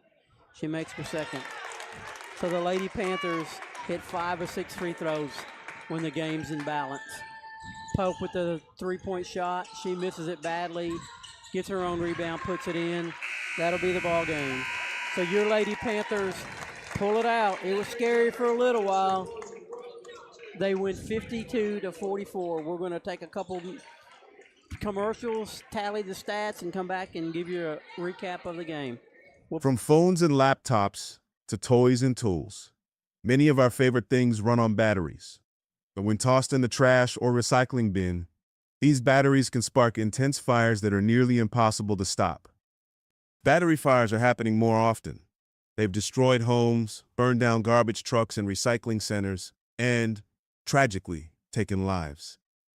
When a facility goes up in flames, trash and recycling services can be shut down for weeks or even months. The good news, battery fires are easy to prevent. Just remember, never throw batteries in the trash or recycling bin. Always tape the ends and drop them off at a safe collection site or mail them in using a certified return box. Smokey the Bear. Then you know why Smokey tells you when he sees you passing through. Remember, please be careful, it's the least that you can do. This is what you desire. Don't play with matches. Don't play with fire. After 80 years of learning his wildfire prevention tips, Smokey Bear lives within us all. Learn more at SmokeyBear.com, and remember, Only you can prevent wildfires. brought to you by the USDA Forest Service, your state forester, and the Ad Council. Two guys drove to work. Neither guy wore a seatbelt. One guy got a ticket. One guy didn't. The same two guys drove home. One guy wore a seatbelt. One guy didn't. One guy made it home. The guy not wearing his seatbelt didn't. Don't risk it. Click it or ticket. Paid for by NHTSA. Nobody had to tell your grandparents not to drive while using their typewriters. Why should it be any different for us kids and our cell phones? Distracted driving was the cause of more than 3,000 deaths in 2022. Come on, we're smarter than this. Let's put down the phones and focus on the roads. Drive safe, everybody. Don't drive distracted. A message brought to you by the National Highway Traffic Safety Administration, Project Yellow Light, and the Ad Council. Game world or real world, seatbelts save lives.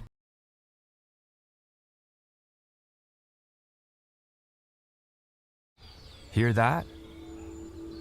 That's the sound of your life. But every time you drive after drinking, the music gets drowned out. Buzz driving is drunk driving.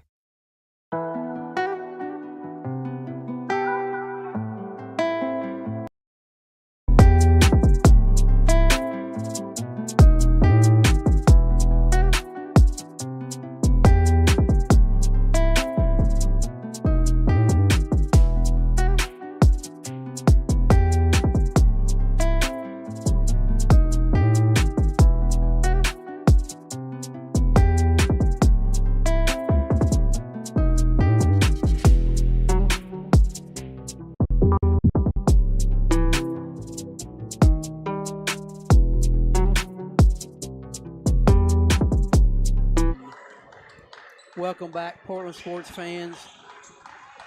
Lady Panthers just won the basketball game against Springfield here at Springfield High School, the Hive, we decided we're going to call it since they don't have enough imagination here to have their own names. Lady Panthers, looked early like they was going to blow this thing out of the water, and then Springfield kind of turned it up, put some press traps, really made it hard on us, cut it to about a 7-point lead for our team, and then luckily down the stretch we hit 5 of 6 free throws. Bradley had 3 of those to kind of ice the game and put it away, but it was scary for a minute. I thought we were just going to let it slip out of our hands. I'm going to give you scoring real quick. Mays had 3, McKelvey had 3, Paul had 8, Moot, I got her with 27. Curtis is going to have to tell me if that's official or not. Bradley with 11. We were 14 for 25, or 27 from the free throw line.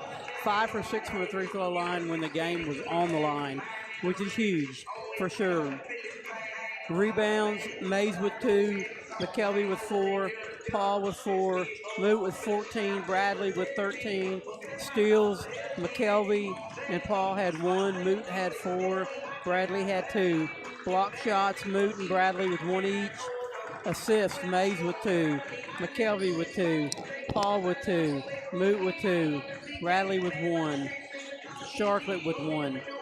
Turnovers, we had 21 as a team. 7 at the end of the first half. At 21 ended with it. So we had, 14 turnovers in the second half. We doubled our turnover margin. So, but hey, a win is a win. It's 3 games in 3 days. Kind of tough mentally on a team. I'm not making excuses. I'm just telling them the way it is. So I'm proud of the Lady Panthers for hanging there, pulling out. The good thing is, you don't learn unless you have some adversity. You never learn anything in a blowout. Absolutely not. So at least this game gave us some tape of some things that we need to work on. So that part's good for sure. And then obviously the win is a win. So your thoughts, Mr. Voice of the Panthers? Well, got to understand that this Springfield team is a good team. And again, it was a road win that we had to take care of. Yes, we did have the big lead early. It was at 20. Should have kept it there. But coming into the game, 14-7 was Springfield's record, and they were around 500 in the district, and they had played district opponents close to the most part. The only real big loss they had was against the Panthers back in middle of January. So this is a good team, and this was a much-needed win. Most importantly, we got to look ahead and think about Lindsay and Sales getting those extra minutes may be beneficial in the long run, because we saw Story Russell go out with an ankle injury. Don't know if or when she will be back for the rest of the season, so it's going to be interesting to kind of look at that and see how she turns out. That's true. Well, we're going to take a couple more breaks here, rest up the voice of the Panthers' voice, throw him in a sauna, do little fan waves on him, whatever all you got to do to make the voice that golden sing like it needs to. We'll be right back here at Springfield High School.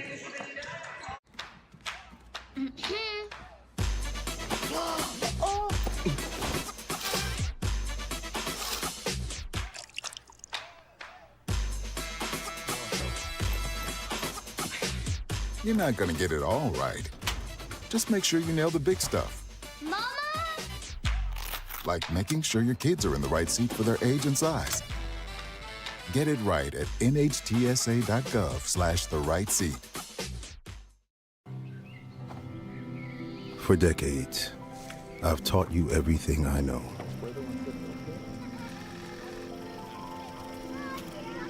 How to safely build a fire. How to control the flames.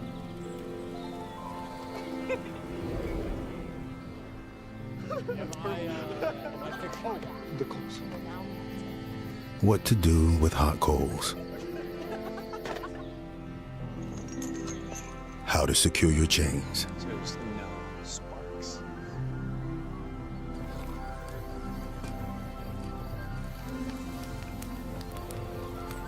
But I can only teach wildfire prevention.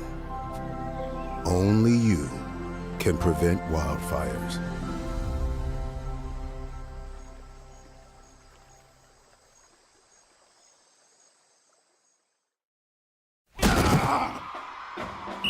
Graphic Obsessions on Main is your Portland Panther football headquarters for Panther apparel. Don't see it in your size? Just ask, and we'll print it on your size in minutes. From t-shirts and caps to hoodies and more, Graphic Obsessions on Main has what you need to support the Panther football season. Stop in today or visit our Facebook page. Graphic Obsessions on Main in Portland. Touchdown! Open Tuesday through Friday 9 to 5 and Saturdays 9:30 to 3. Join us Saturdays from 9 a.m. to 11 a.m. for Off the Rails, brought to you by Portland Sports Network's YouTube channel. Hosted by Coach Miguel Almendarez, Kyle Eden, and Coach John Thayer. We talk about local high school sports, as well as other local and college sports, and any other subject that might come up. Tune in and join in on the conversation. Off the Rails.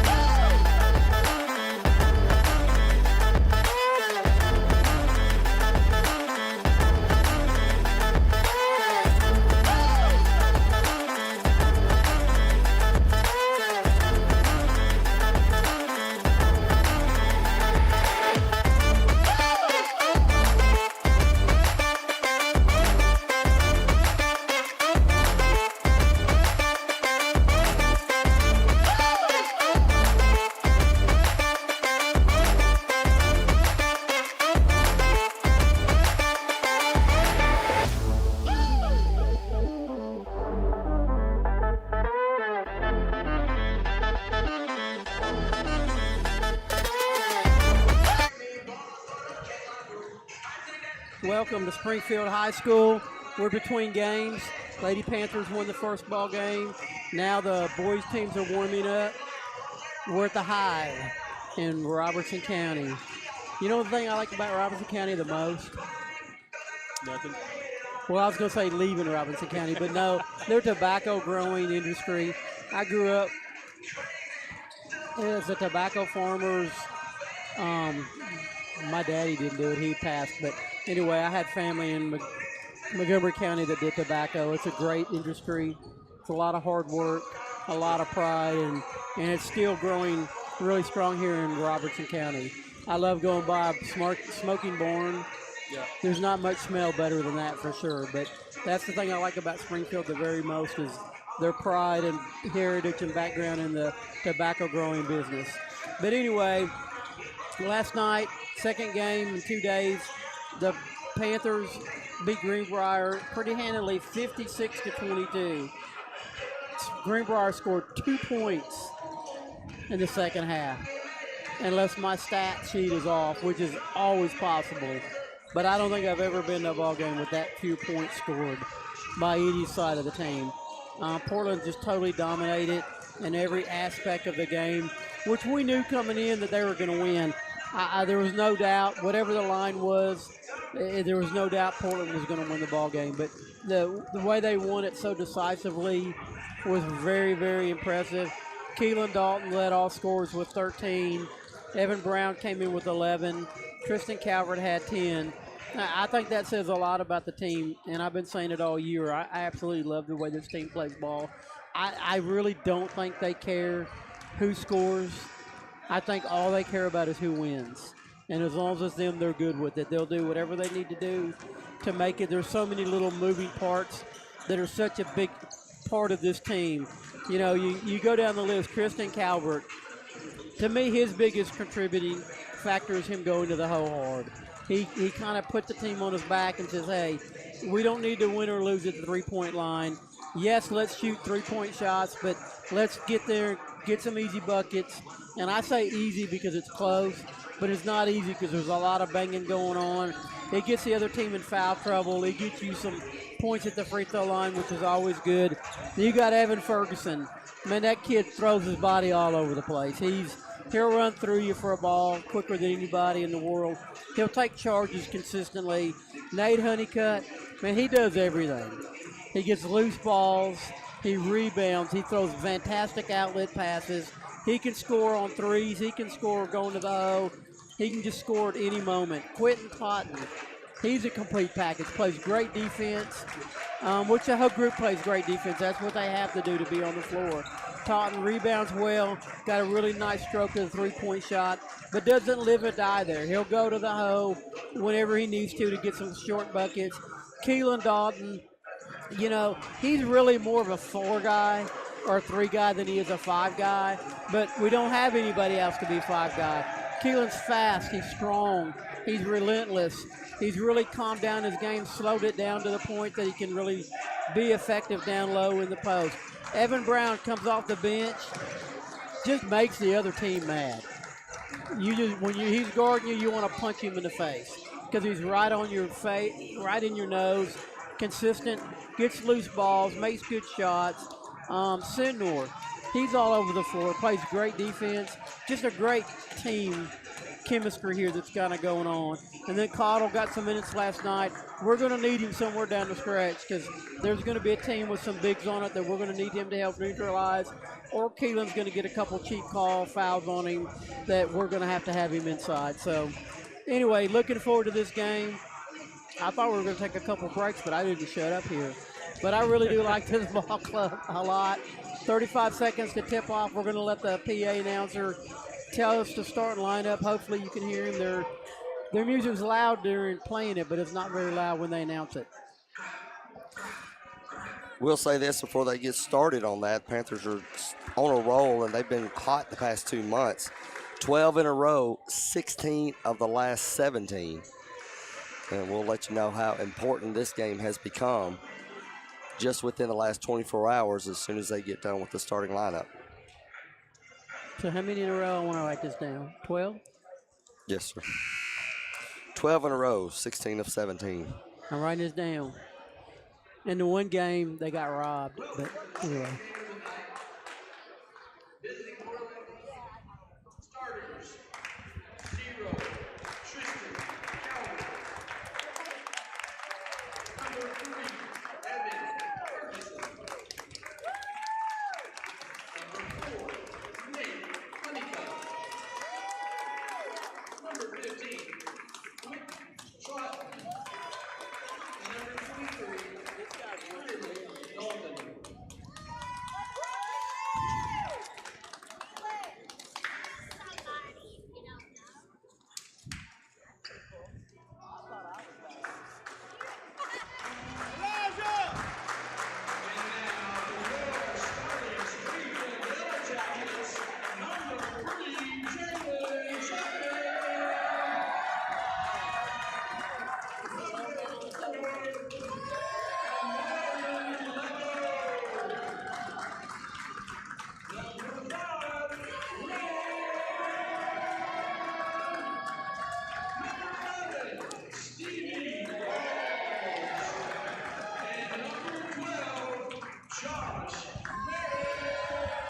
Remember when I mentioned what coach draws straws to give 5 to the other team?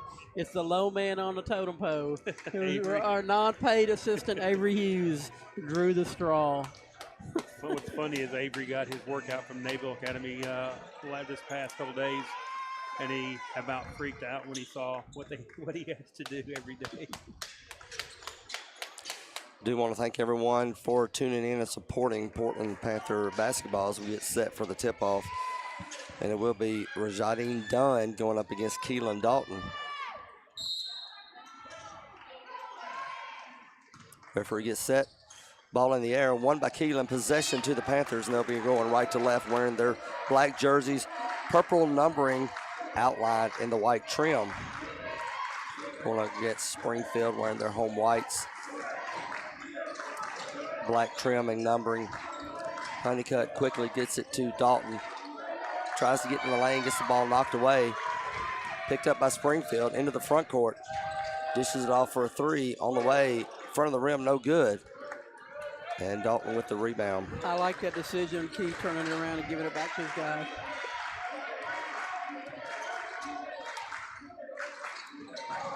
Totten at the far slot. Gives it up to Dalton at the top of the key. Being guarded by Dunn. Gives it back to Totten. Waits for a screen on Dalton. Takes it, then reverses it. Calvert picks it up and we'll start it all over again. High screen for Calvert. Into the lane. Floater is up. Too hard off the rim. Springfield with the rebound.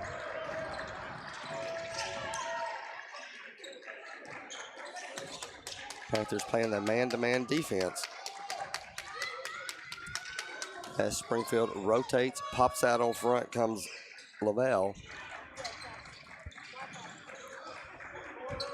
And he backs it up. No score so far, 1.5 minutes gone here in the first quarter.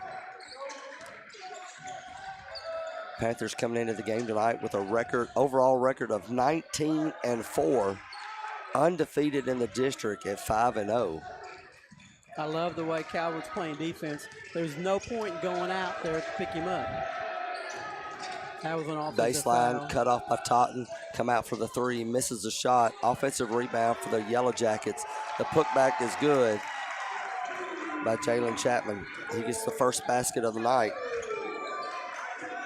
Yeah, they just outworked us on the board there, but we did a good job of defense. Tight man-to-man over the top. Gets it to Keelan Dalton down low. And he gets fouled on the shot. He'll go to the free throw line for 2.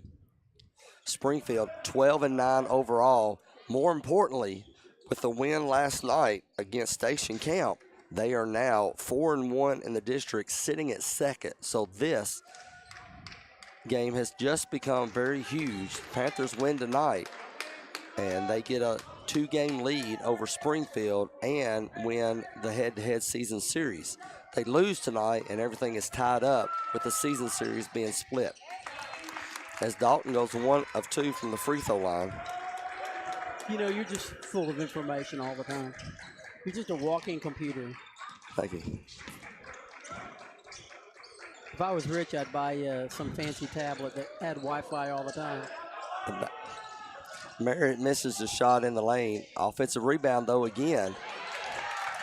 Tipped pass by Honeycutt. He brings it to the front court, quickly knocks it over to Totten for the 3 for the wing.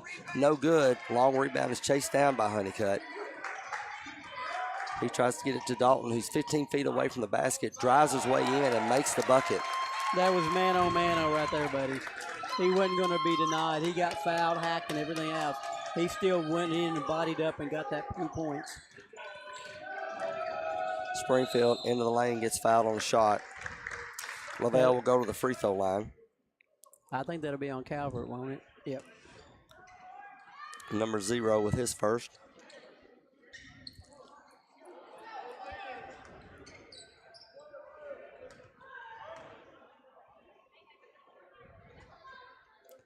First free throw goes in. Still can't quite get over how silent it gets in the gymnasium, no matter which team goes to the free throw line.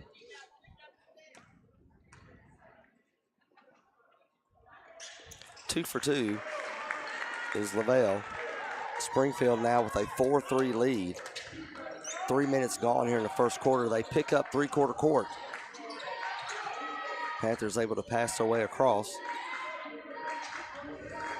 And Calvert calls the offensive set. Honeycutt goes to the elbow. Ferguson with the basketball in the lane. Jumper's good. I loved it. I love the way Ferguson went hard to the hole there. Little 5-foot jumper. Panthers get the lead back, 5-4. 15-footer on the way for Springfield is no good. And the Panthers can extend their lead on this possession.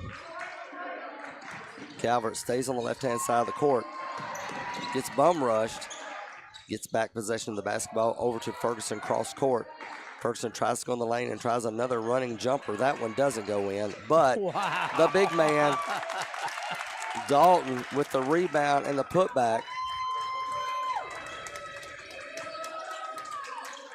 He just, again, bullied himself into for that thing. A 3-point lead now for the Panthers. So look at our defense. I just love, early in the year, we came out too much. What's the point of guarding him out there? All that does is break you down quicker. I love whoever made that adjustment on our part. That's Springfield gets around a defender and gets an open layup, but misses it. Saves the ball from going out of bounds. Far away three, no good. Another offensive rebound for Springfield ends in 2 points. That was such a bad shot. It came off the rim in such an awkward way. That's why they got it.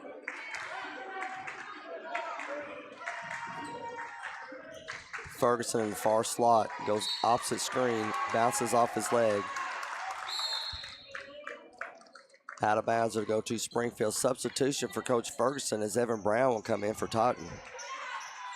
At the 3:08 mark, with the Panthers clinging to a 1-point lead, 7-6. Third game in 3 days, this Portland Panther club.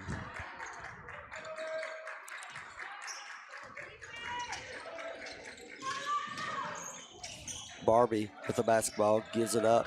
Three's on the way. It's good.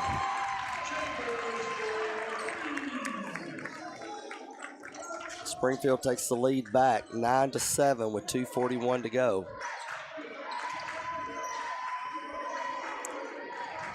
We just need to play our basketball, not worry about it. It's early. Brown pops out, dribbles towards the baseline, gives it back up to Dalton out up front, gives it to Ferguson. Slot three is good.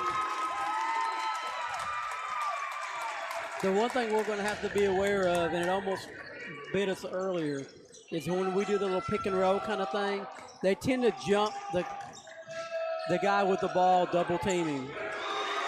And Wilson comes right back and hits a three of his own. And now Springfield takes the lead back, 12-10. So we just need to not spin out of that move where they're going to steal it.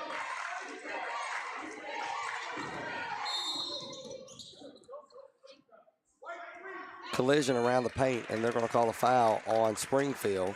Yeah, Ferguson had a solid screen, and they just ran right through him and got the foul.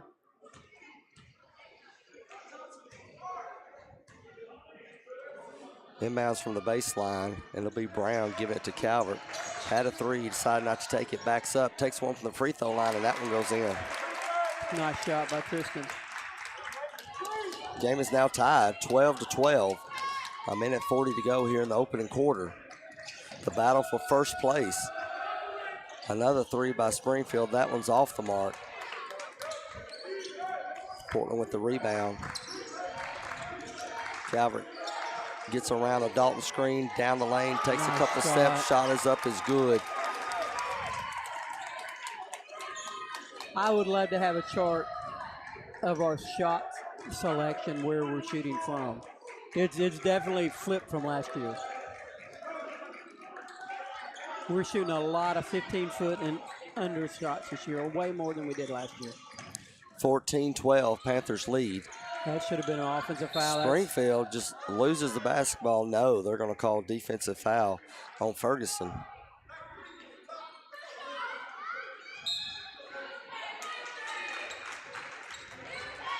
Totten will come in, and Ferguson will have to take a seat. Yeah, I don't know. It looked like he got in position there, but we'll see. Excuse me, that's Sidnor into the game.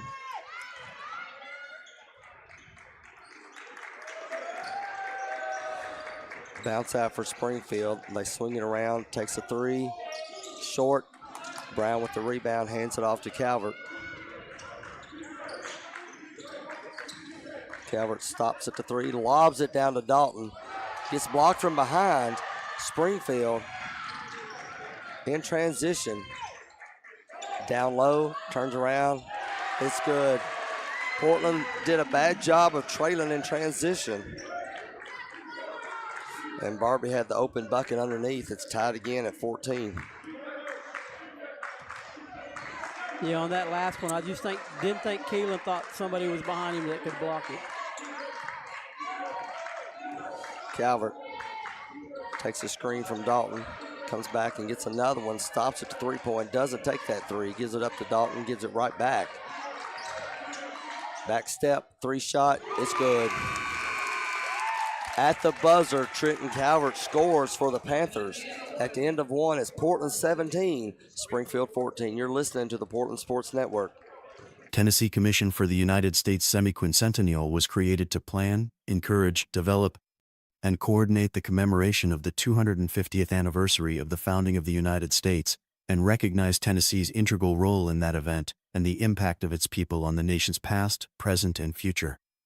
The Commission promotes an inclusive statewide celebration and educational commemoration of America's 250th by interpreting and preserving Tennessee's unique stories, objects, landmarks, and places across our diverse state that define who we are as Tennesseans and Americans. In the city or in the woods, help keep America looking good. Give a hoot, don't pollute. Brought to you by the U.S. Department of Agriculture's Forest Service. Coming up next week, 3 games for the Panthers. First 2 will be at home as they'll play Station Camp on Tuesday night. That'll be senior night, previously already scheduled, although we will be playing another home game Wednesday. It'll be makeup game versus Liberty Creek. And then next Friday we will travel to the Blue Devil Den of White House. Yeah, we still got to come up with a name for that. A place that Devils hang out. I already know the name. I'm just waiting for you to say it. Yeah. Portland on defense to start the second quarter. It'll be Brown, Sidnor, Dalton, Calvert, and Honeycutt. Springfield with the basketball. Flips it over to Wilson. Wilson goes into the lane, but he'll dish it out. Restart for Springfield. Sidnor. Ball on the floor. Sidnor picks it up. And they're going to call traveling as he was rolling around as he dove on the floor. Referee's telling the coach to calm down. He's got to call. He's got to call. Sidnor did a great job of getting that ball on the floor and almost getting a steal there. Great defense. The only thing I think he messed up is rolling over. He just should have stayed down for the tie-up at least. Yep. That will give you the walking call. Sometimes. Into the lane goes Springfield. Shot is up. Banks in. Chapman, hands all over him, able to make the shot. It is now just a 1-point lead for Portland, 17-16, just in the first minute of the second quarter. Brown and Sidnor pops out. Brown gets the pass, and he'll wait for Dalton to come out. Swings it around to Calvert. Calvert bounced past to Dalton. Dalton trying to back down his defender. Can only get about 10 feet away, and then they're going to call traveling on the senior. I'm not sure I seen that one. I was looking, but I didn't see a travel. Hey. I seen maybe a reach. 3 for Springfield, doesn't go in. Sidnor with the rebound. Sidnor with a great rebound because Evan accidentally knocked him silly. 2 passes, and they're in the front court. Baseline goes Brown. Cut off by Barbie. He'll back it up, give it up to Calvert for the side range, mid range. It's no good. Springfield with the rebound. They're pushing it up court, and they're not going to stop. Down the lane, shot is up, no good. Whistle will send Chapman to the free throw line.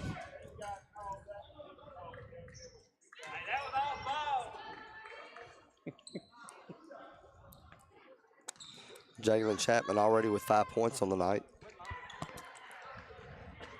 Add another one to the calls.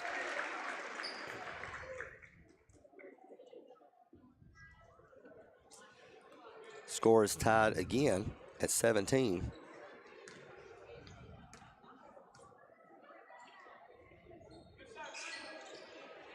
Misses the second one. Panthers with the rebound. Brown lobs it over to Honeycutt. Turnaround for a corner three. Misses. Offensive rebound to Dalton.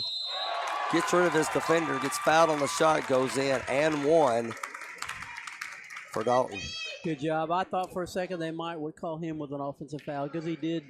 His shoulder dropped. And you just never know the angle in which you see that. Sometimes, depending on where you're standing, you think it's an offensive foul when it maybe not be. Ferguson will come back in for Brown. Sidnor will take a seat. In comes in Totten. 6:06 to go here in the second quarter. Sidnor played some really good defense in his minutes in. Free throw is good. Gives the Panthers back that 3-point lead. 20-17 with 6:03 to go.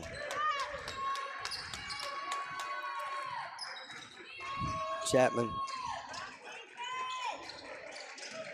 over to Fox. Back to Chapman. Chapman and Fox playing back and forth. Finally goes into the elbow. Turnaround, left-handed shot is good for Elijah Barbie. So he makes his second bucket of the night. 20-19 now your score. Panthers with a 1-point lead. Yeah, that's one of those deals. The way Coach Ferguson's got our defense playing, that pass shouldn't have been made. We should have tipped that ball out of there. Calvert takes a screen to the left, sidesteps, runs one in the lane, doesn't get it. Dalton gets the rebound, loses the ball out of bounds, and it'll go to Springfield. A lot of contact in that paint. Yeah, 3 different guys hit him. He felt like a little pinball machine getting knocked around, but that's part of being in that Lowe's paint. You're going to get hit sometimes and not get called. Chapman over to Lavelle. Chapman will get it. Fakes the three straight away. Couple of dribbles into the lane. So we're playing a zone defense here, it looks like.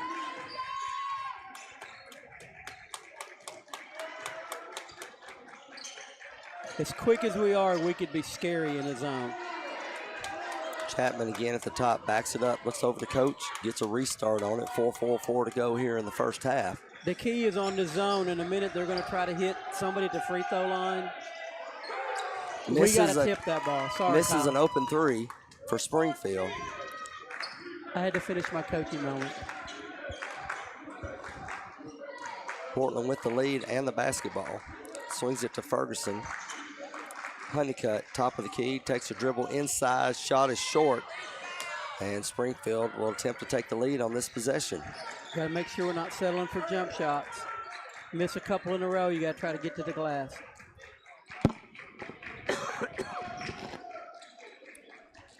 Chapman slowing it down. As coach said, in that 2-3 defense for the Panthers. I like it because I know for a fact a lot of our players don't like playing zone. If Calvert they'll and just Ferguson listen to Coach Ferguson and learn the intricacies of it, they'll be great at it. playing the guard spots. Back and forth, Chapman and Fox. And Springfield okay with just milking a little clock here. I think it's because they just can't figure out what we're trying to do. Chapman decides to take one from 15 foot, way off the mark. Panthers push it forward. Up ahead to Honeycutt, baseline, shot is up Nice good. shot. Good outlet pass, good rebound. Timeout on the court. We'll take a break. Panthers up by 3. You're listening to the Portland Sports Network. From phones and laptops to toys and tools, many of our favorite things run on batteries. But when tossed in the trash or recycling bin, these batteries can spark intense fires that are nearly impossible to stop. Battery fires are happening more often. They've destroyed homes, burned down garbage trucks and recycling centers, and, tragically, taken lives. When a facility goes up in flames, trash and recycling services can be shut down for weeks or even months. The good news, battery fires are easy to prevent. Just remember, never throw batteries in the trash or recycling bin. Always tape the ends and drop them off at a safe collection site or mail them in using a certified return box. Timeout was called by Springfield. 3:15 remaining in the second. 22-19, your Panthers lead. Springfield with the basketball. Good job by Honeycutt getting behind the defense off that missed shot by Springfield. Springfield unable to recover. Nice baseline move by Honeycutt to get this 3-point lead. Springfield passing it around. Chapman in front of Calvert, backs it up. Gives it up to Lavelle, back to Chapman. There you go. Bounce pass in the lane is picked off by Ferguson.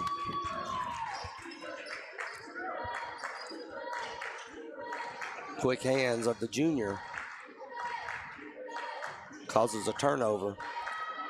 Honeycutt steps out. Bounce pass into Dalton. Dalton goes baseline, shields his defender, and makes the bucket. Great job by the Panthers getting the ball into Keelan, and Keelan just muscling it up. Keelan with 9 on the evening. Now a 5-point lead for the Panthers. Lavelle to Jackson. 3. It's good. 3-pointer.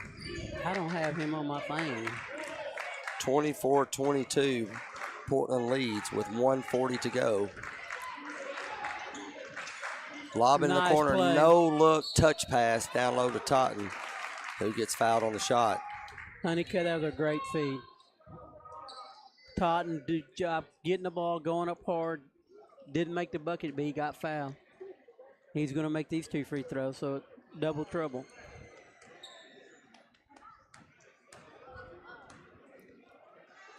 Totten with the dribble, the shot, it's good.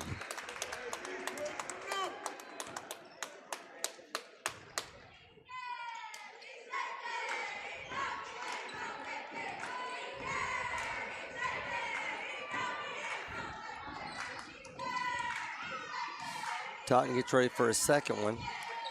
That one is in and out. So 1 for 2 from the line is Totten. 25-22, Panthers lead.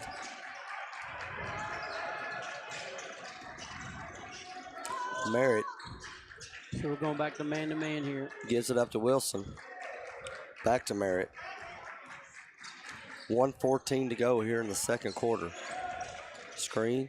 Stops at the free throw line. Cut off by Honeycutt. Gives it up to Rawls. Rawls throws it over to Merritt. Merritt has to pick up his dribble. Can't find anyone. Ferguson says, look what I found. Great defense. And the Panthers are going to walk it up with under a minute to go here in the second quarter. Going to try to go to the locker room with the lead. Will it be 3? Will it be 5? Will it be 6? Springfield playing tight. All right. Entry pass to Dalton down low. Dalton turns around, makes the basket with 3 defenders around him. 28 seconds remaining. And Merritt will hold it for the last second shot, it seems. He'll throw it to Barbie. 3 in the corner, and that's good. 6 seconds to go. Calvert gets it over to Totten, who takes a 3 at the buzzer. In there! Hit the rim twice and the backboard and falls in. Quentin Totten with a 3 at the buzzer. Gives the momentum right back to the Panthers. Halftime, Portland 30, Springfield 25. You're listening to the Portland Sports Network. Graphic Obsessions on Main is in a larger space and has more to choose from than ever. Tons of Panther designs we can print in minutes.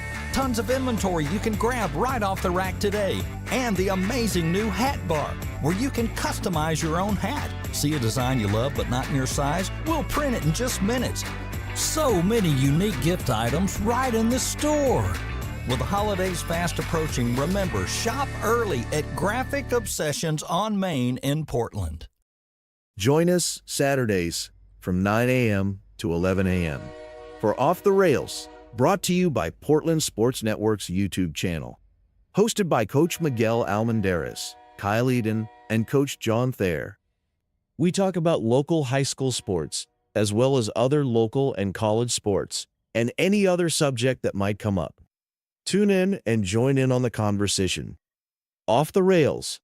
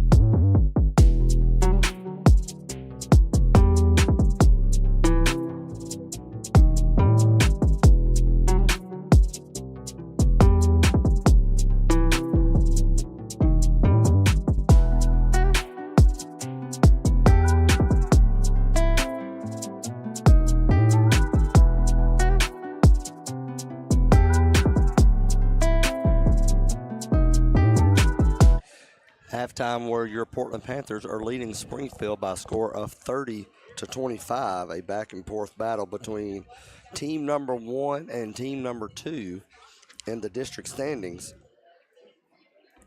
In the first half, there was 6 lead changes and 2 ties as the Panthers finally came away with a 3-point advantage at the end of the first quarter after Springfield scoring the first bucket to get the lead. In the second quarter, it was more of the same.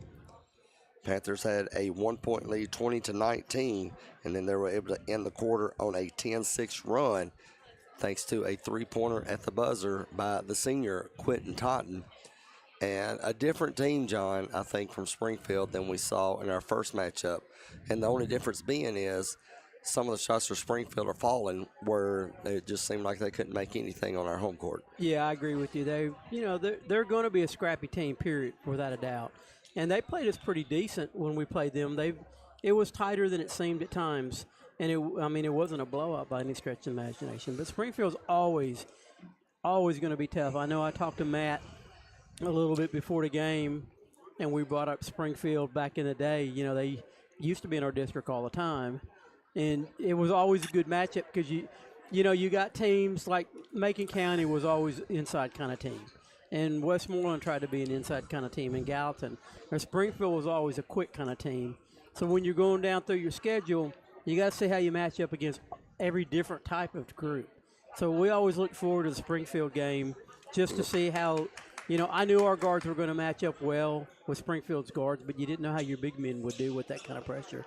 So it's happened exactly the way I thought it would happen. Talking about that time period that you're talking about with Matt Warren, looking at the banners, district champions in 97 and 98, region champions in 97, and 97 was the year that they went to that state tournament, made the state tournament appearance. So, yeah, there is history within this program. Yeah, of course, they dropped down to 3A. And took over, right. And we started speaking a little bit more on district tournaments. And us in White House. And then remember, Lipscomb was in the foe too. A lot of people, me and Coach Miguel go back and forth on private school, non-private school kind of stuff. But, I ain't no afraid of no private school. I don't care if they recruit or not. And, you think about it, Lipscomb, with the history of Don Meyer, even he's at the college, right? But, dude, he's a block away. So it's an easy transition. You're thinking if you go to Lipscomb High School for a basketball player, that you've got a chance to maybe go to Lipscomb University as a basketball player, right? So they were loaded. They couldn't give financial aid at that time, but they could get you there because of that. So that was always a good thing. Let me do these stats real quick at half. Calvert had 7. Ferguson had 5. Honeycutt had 2. Talton had 4. Dalton had 12. We were 3 for 5 from the free throw line. Rebounds, Brown with 1, Ferguson with 1, Honeycutt with 2, Taunton with 1, Keelan Dalton with 7, Sittner with 1, steals, Ferguson 2, Honeycutt with 1. I don't have any block shots on the stats. Assists, Calvert with 2, Honeycutt with 1, Dalton with 1, and we had 2 turnovers each quarter. So with a team as fast as Springfield and as natty as them, 4 turnovers totally for half's not a bad thing at all. And the slow-down game that's going pretty much by both sides. Portland will sometimes try to push it forward, but for the most part, both teams are going into their set offense and slowing the game down. So interesting to see that Portland can do that. We know Portland can run. So let's see how they can do when they got to battle it out. No foul trouble to speak of, really. Ferguson, Ferguson, I think, does have 2. But yeah, he picked up 2 real quick. Remember there early? Yeah, usually no concern with him of getting into foul trouble. He's pretty smart at keeping it clean. So, again, Portland undefeated 5-0. Springfield 4-1. Their only loss is coming to Portland back on, that would have been about January the 13th, I think.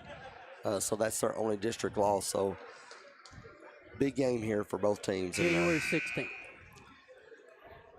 16th. We'll go with that. I try to write the dates down here. I don't always pull it off. That was our last. No, it wasn't our last game, was it? Game before the storm? Yeah. Now that was Greenbrier. 20th was the last when game. you were gone away somewhere and I had to do it by myself. Panthers, Coach Miguel was with me. Panthers will start on offense here in the second half, and it'll be Calvert, Honeycutt, Totten, and Ferguson. And quickly a foul is called on Springfield as Calvert was rushing into the front court. He gets pushed, and that foul will go against Lavelle. To me, I bet this young man was a guard at one time in his life. The referee? Yes. Okay. Totten with the basketball on the inbounds. Gives it up to Calvert. Over to Honeycutt. Entry pass down low to Dalton, who flips it out to Ferguson. Misses the three. Nice Tipped out in front job. by Dalton. Panthers get an extra possession. Into the lane. Jumper is good by Dalton. Keelan knew he couldn't get the rebound, but he got the tip back. We did a great job. That mid-range jumper by Tristan Calvert has been just absolutely marvelous the past month. And all our guys are doing those kind of jumpers. Missed shot by Springfield gives the Panthers the basketball, already a 7-point lead. See if the Panthers can get a little run going here first. Contact in the lane. And they'll call a foul on Springfield. Shot is good for Dalton. That's a good no call on the flop there. There was contact before the spin move, and then Dalton made the shot, got fouled. Basket was good, so he'll go to the free throw line for an extra.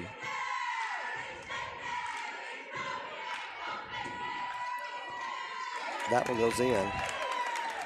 15 points on the night for Keelan Dalton, right at his season average, and all of a sudden it is a 10-point lead for the Panthers. Into the lane goes Springfield. Shot is up, no good. Dalton with the big, heavy-handed rebound gives it up to Calvert, who quickly gets into the front court and gets pushed, trying to pass it off. And that's going to be 3 team fouls on Springfield. Just a minute 16 gone here in the third quarter. I absolutely love it. It's because we pushed the ball hard. Baseline out of bounds for the Panthers.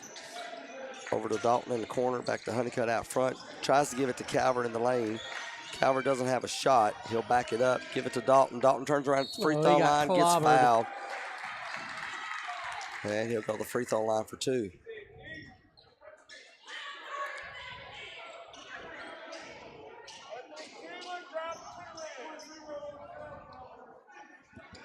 So 4 team fouls now on Springfield to start this quarter. Dalton's first one rolls in from the front.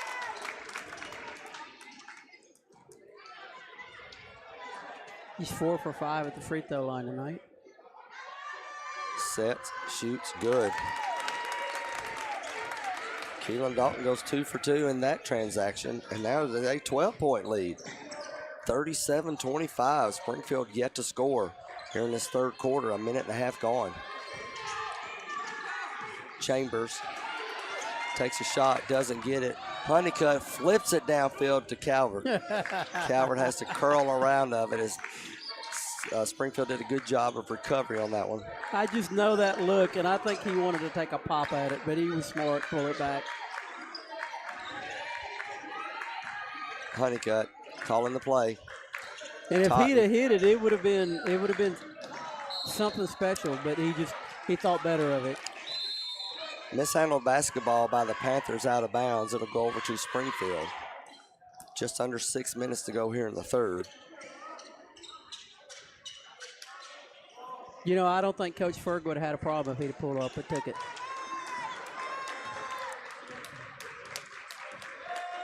Jackson, point guard on this possession for Springfield.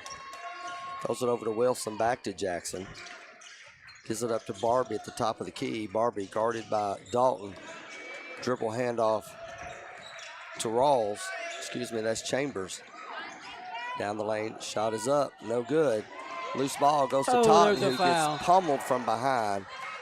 And that will send Totten to the free throw line as the Panthers are now in a bonus situation. I'm surprised that young man, surprised that he got called for a foul. He pretty much just ran right through Quentin. Well, he said he got pushed. He thought he got pushed. He was chasing into him. Totten. He's wrong. Totten will go to the free throw line, shooting 60% for the season from the stripe. Misses the first one.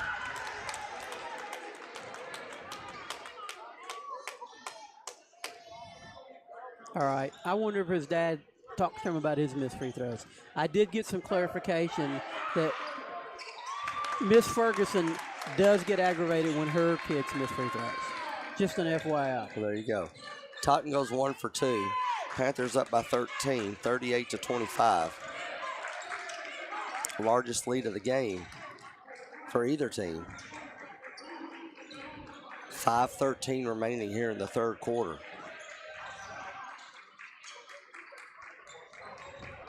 Chambers gives it up to Chapman at baseline. He goes baseline, and a defensive foul on Dalton. Yeah, he was just a little late getting that other foot down. And, you can't get on to Nate for taking a steal, giving up that, because he gets so many tips and steals. If he doesn't take chances, he's not ever going to get them. Foul was before the shot. So they'll inbounds from the baseline into the front court. Whistle blown, push in the lane. And that'll go against Springfield on the rebound. So to the free throw line go the Panthers.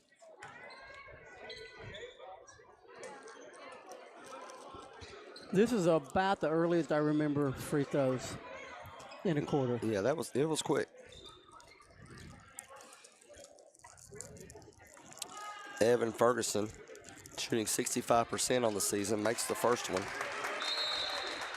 But that deal about parent, getting aggravated sometimes, I think it's good because, expecting a lot out of oneself, it's a learned behavior. And if your parents don't expect a lot out of you, how are you going to expect a lot out of you? That's just my opinion.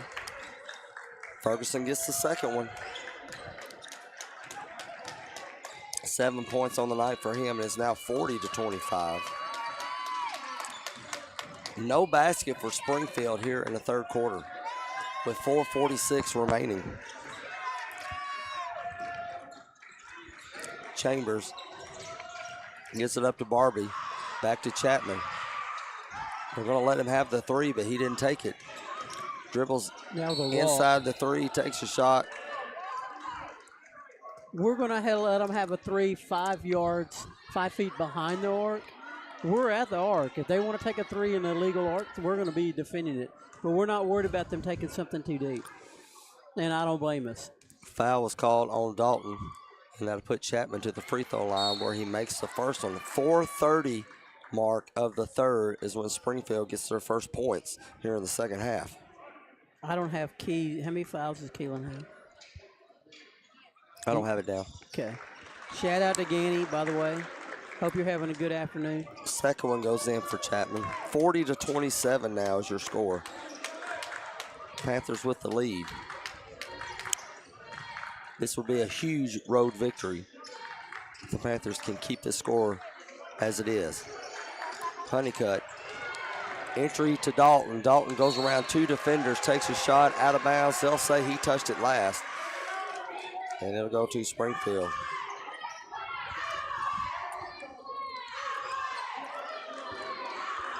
Dalton's got 2 fouls, by the way. Rawls mishandles the basketball out of bounds, so it'll go right back over to the Panthers.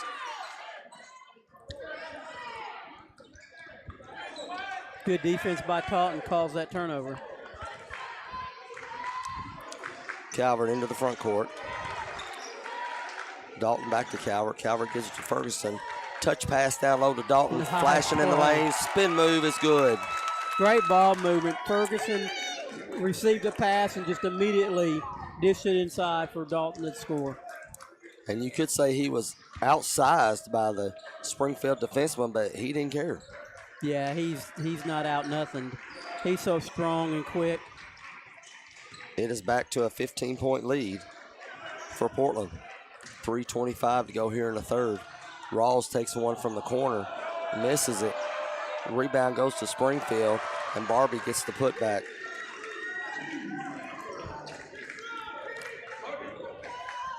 $13-point lead for Portland with possession. Totten. Ferguson on the low block, throws it out front to Honeycutt. 3 does not go in. Springfield will have the basketball.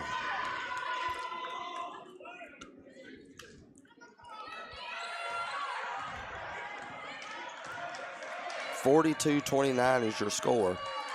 Panthers had a 5-point lead in the half. A missed three by Springfield.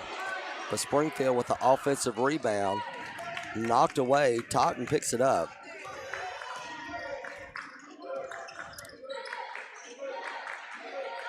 Keelan's flashing for a minute there, but I think Totten did a good job waiting until everybody got back down. Good battle down low between Dalton and Dolan. Yeah, I don't want to see him battle so far out top, though, but the guards aren't ready to feed him the ball. Tries to lob it down low. He climbed on his Springfield back. comes from behind, and they will call the over-the-back foul on Springfield. And that'll go against Chambers. So Dalton will go to the free throw line.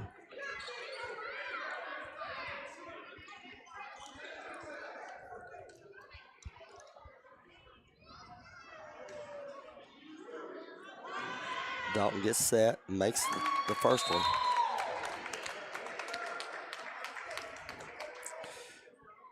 You know, I mentioned that he was shooting almost 60% for the season. There was 1 point he was barely above the 50% mark.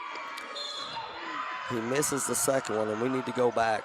We'll go back to the last 5 games or so and check out and see how good he's done since then. 30-second timeout by Coach Ferguson. Panthers up by 14. You're listening to the Portland Sports Network.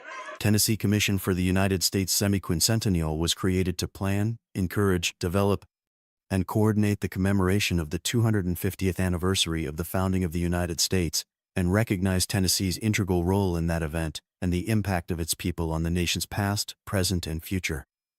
The Commission promotes an inclusive statewide celebration and educational commemoration of America's 250th by interpreting and preserving Tennessee's unique stories, objects, landmarks, and places across our diverse state that defined who we are as Tennesseans and Americans. 2:12 remaining in the third quarter. Panthers hold a 14-point lead, 43-29. Keelan Dalton with 20 points. As he already has 8 points in this quarter, half of those coming from the free throw line. You're talking about Keelan's free throws. A lot of the trouble was coming right out of football. You've got a different whole mindset, but body mass. You've got to learn to reuse your muscles in a different way on shooting free throws. Could be. Springfield has a quick three, and it goes in for Rawls. Steve Rawls with his second three of the night. And now Springfield has cut it to single digits. Excuse me, it's an 11-point lead, sorry, for the Panthers. Lob over the top to Dalton, a little bit too far. Springfield picks up the loose ball. Now they'll have a chance to get it to single digits. It's Chambers to Rawls. Rawls guarded by Ferguson. Picks up his dribble. Hands it off to Chambers. 90 seconds remaining here in the third. Bounce pass down low. Turnaround shot by Chambers. No! It's blocked. Foul is called. And that will go against Mr. Honeycutt. That was about as clean as you can get. There was no body contact or anything. That was a bad call, dude. Third team foul on the Panthers. I'll put Jalen Chapman to the free throw line. That was a horrible call. I really thought Chambers had shot that one. That's interesting. Misses the first one. Second one rattles in. 9 points on the night for Chapman. Springfield picks up full court, gets a tipped pass that goes out of bounds. It'll stay with the visiting team. That's the thing, key right there. He's out there playing a guard position, and sometimes you got to fake a pass to make a pass because they're going to jump it. That's what Springfield does. Calvert dribbles a few, takes a three, no good. We're at the 1 minute mark. Jackson pushes it to the front court, knocked out of bounds by Evan Brown, who came into the game. Great defense by for Evan. Totten. And I meant to say that's the first substitution Coach Ferguson had here in the third quarter was Brown coming in that last stoppage of play. Baseline out of bounds for Springfield. Jackson in the corner. Doesn't have anything. He'll back it up. 52 seconds to go. Barbie, guarded by Honeycutt, takes a screen, gets one from the elbow, off the mark. Calvert with the rebound, and he'll jog it up into the front court. That was a brick. Those rebounds are hard when they shoot like that. Honeycutt goes down low to Dalton. 4 people around him. He dishes out to Calvert, who misses the 3. And Dalton gets the offensive rebound and the foul. So the quadruple team does no good as Dalton is able to get the rebound. Next 3 we take, I'm going to throw my clipboard on the floor. We missed 3 in a row, right? I think you're correct. We gotta get the ball down here a little bit. First free throw doesn't go in. 3 in and 3 out for Coach Griggs of Springfield.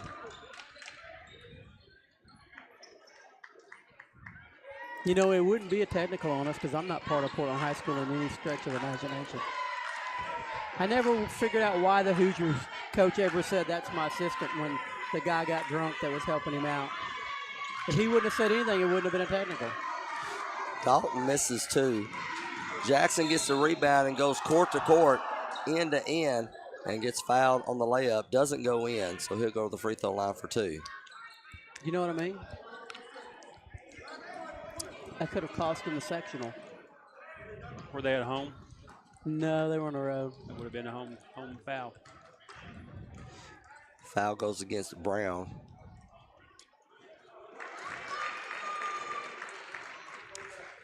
Jackson makes the first free throw.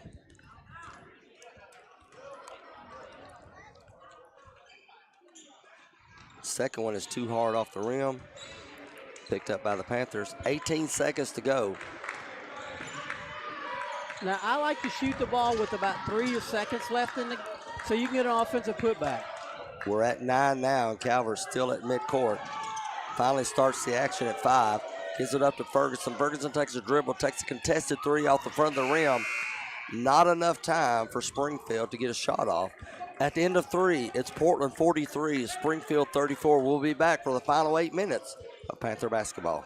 Graphic Obsessions on Main is in a larger space and has more to choose from than ever. Tons of Panther designs we can print in minutes. Tons of inventory you can grab right off the rack today. And the amazing new hat bar, where you can customize your own hat. See a design you love but not in your size? We'll print it in just minutes. So many unique gift items right in the store. With the holidays fast approaching, remember, shop early at Graphic Obsessions on Main in Portland. Join us Saturdays from 9 a.m. to 11 a.m. for Off the Rails, brought to you by Portland Sports Network's YouTube channel. Hosted by Coach Miguel Almendarez, Kyle Eden, and Coach John Thayer. We talk about local high school sports, as well as other local and college sports, and any other subject that might come up. Tune in and join in on the conversation. Off the Rails.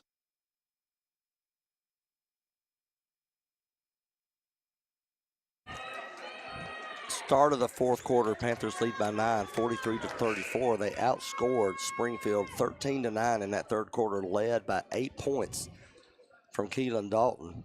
Early foul trouble for Springfield put Portland to the line early. Portland was able to convert on 7 free throws to help out the cause. Number-wise, they ought to have a lot of team fouls on individual kids. I don't have it, but when we played earlier, we had a 6-point lead at the end of the third quarter. That should have been a foul. He got mugged. Springfield had possession to start the fourth quarter. Misses the shot, goes out of bounds off of Portland. It'll stay with Springfield underneath the basket. That was a hold. Springfield finally gets it out at about the 3.5 count. Chapman gives it up. 3 is on the way. 3 is good by Demarion Wilson.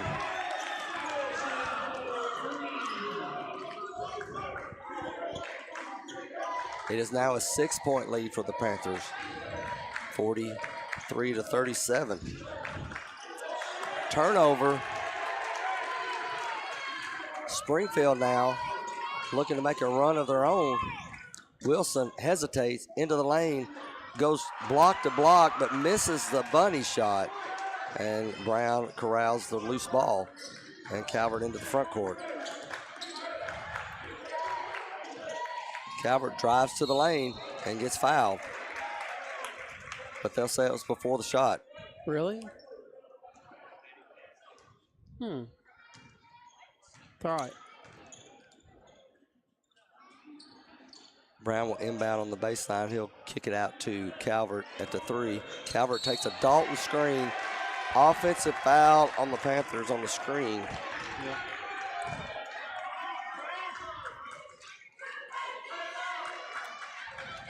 So the lead is dwindled down to 6 with 1 minute gone here in the fourth. Chapman with the basketball. Dribbles over to his left. Picks up the dribble. Gets it out to Wilson out front. Wilson trying to entry pass into Dolan. Honeycutt almost with a great steal there. Honeycutt tips it out. It'll stay with Springfield. Bounce pass in the low block from the inbounds Good job, plays. Honeycutt comes from behind, knocks it away. Wilson's going to take a no-look 3. Doesn't go in. And Calvert pushing his way to the front court, zags, and gives it off to Ferguson. Honeycutt down low, back to Calvert for the 3. No good. Springfield with the basketball. Chapman down the lane. Misses the layup. Springfield bench wanting a foul. Dalton the other direction. Decides to lay it in. I think his knees are dead. 3 games in a row. Because Keelan ain't going to pass up a Showtime. You know what I mean? He lost the handle on the ball. Did he? Yeah. Okay.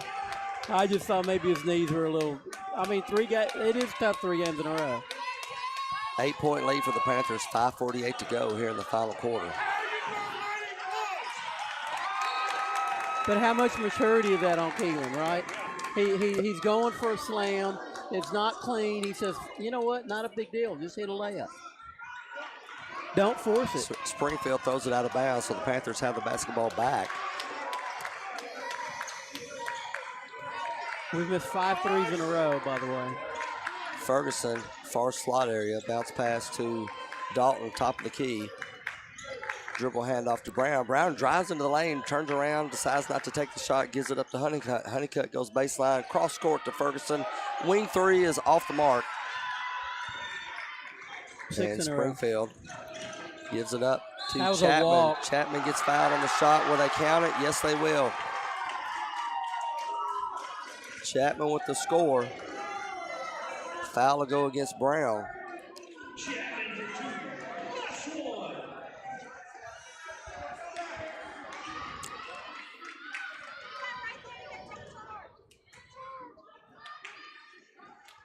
Chapman sinks the and 1. It's now 45-40. Panthers with that 5-point lead. Calvert driving to the lane, gets it swatted back. Springfield picks it up. Honeycutt recovers, and they're going to call a foul on Honeycutt on the shot.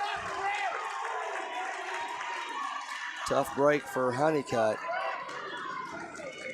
That'll send Lavelle to the free throw line. All of a sudden, the Panthers can't keep up with the speed of Springfield.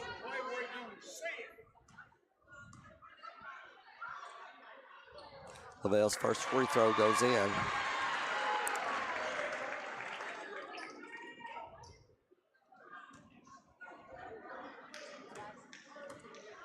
Lavelle, second, it's good. Kind of game's good for us. It is now a 3-point lead for the Panthers. They had extended it to 15. That foul's called against Springfield on the baseline before the shot as Honeycutt was driving. Panthers will inbound from the baseline. That's only the second team foul. Timeout on the floor called by Coach Ferguson. 4:43 to go. Panthers up by 3. You're listening to Portland High School basketball.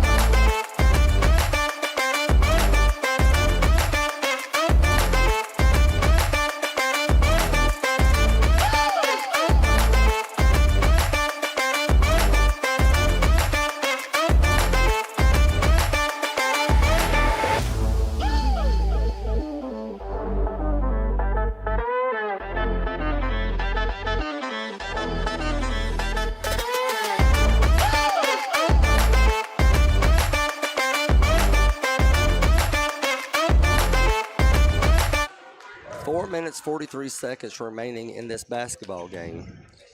Since the middle of the third quarter, Springfield has outscored the Panthers 15-3. Portland's lead is now 3, but they have possession of the basketball underneath their own basket, and it will be Brown, Ferguson, Calvert, Honeycutt, and Dalton.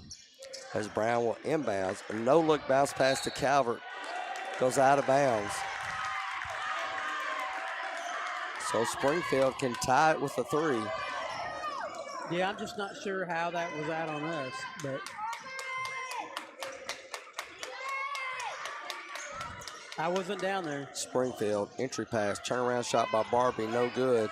Dalton with the rebound. Oh, my God. Throws it up ahead to Ferguson, but he gets smacked before the pass. Which one? Which time? Keelan got murdered, too. It was like 2 guys almost knocked him over. When the rebound, ball's on the floor, man, they're going through us. 34, he's brutal. They give the foul to Chapman. That's the 3rd team foul on Springfield. Brown pops out to the far wing area, gets the pass from Calvert, decides to go baseline, gets pushed.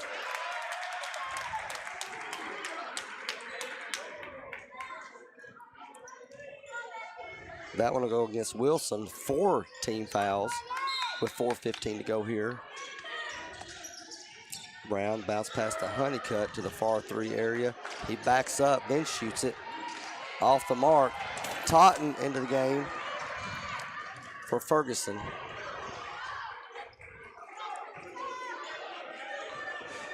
Chapman being guarded by Brown. Slows it down. Springfield in no hurry, down by 3. As soon as I say that, a 3 by Claude Chambers is good. Timeout on the court. 30-second timeout. We'll take a break. It is all tied up. You're listening to Panther Basketball. Tennessee Commission for the United States Semiquincentennial was created to plan, encourage, develop, and coordinate the commemoration of the 250th anniversary of the founding of the United States, and recognize Tennessee's integral role in that event and the impact of its people on the nation's past, present, and future. The Commission promotes an inclusive statewide celebration and educational commemoration of America's 250th by interpreting and preserving Tennessee's unique stories, objects, landmarks, and places across our diverse state that defined who we are as Tennesseans and Americans. 3:47 to go here in the fourth quarter. It is a tie ball game, 45-45. 3rd game in 3 days for the Panthers. And you know, what's the first thing that goes when you're tired? Your knees. What do you use when you shoot threes? Your knees. We've missed 7 straight 3-point shots. We had, I think the only bucket in those transactions was a layup by Keelan on a fast break. Brown comes out, gets the pass from Calvert. Looks for a screen from Dalton. Takes the screen, baseline, tries to bounce pass in the paint. Dalton with the dribble, goes up, gets hammered. And that'll send Dalton to the free throw line for 2, as that's the 5th team foul on Springfield.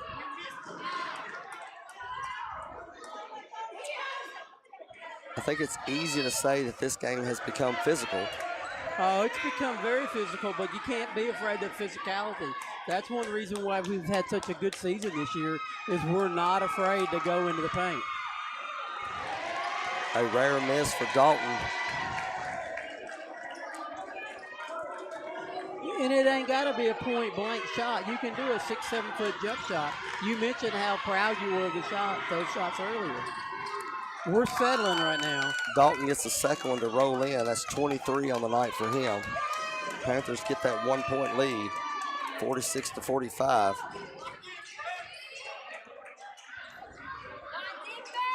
Springfield starts their offense. Wilson down the lane, takes a shot. Defensive foul on Dalton.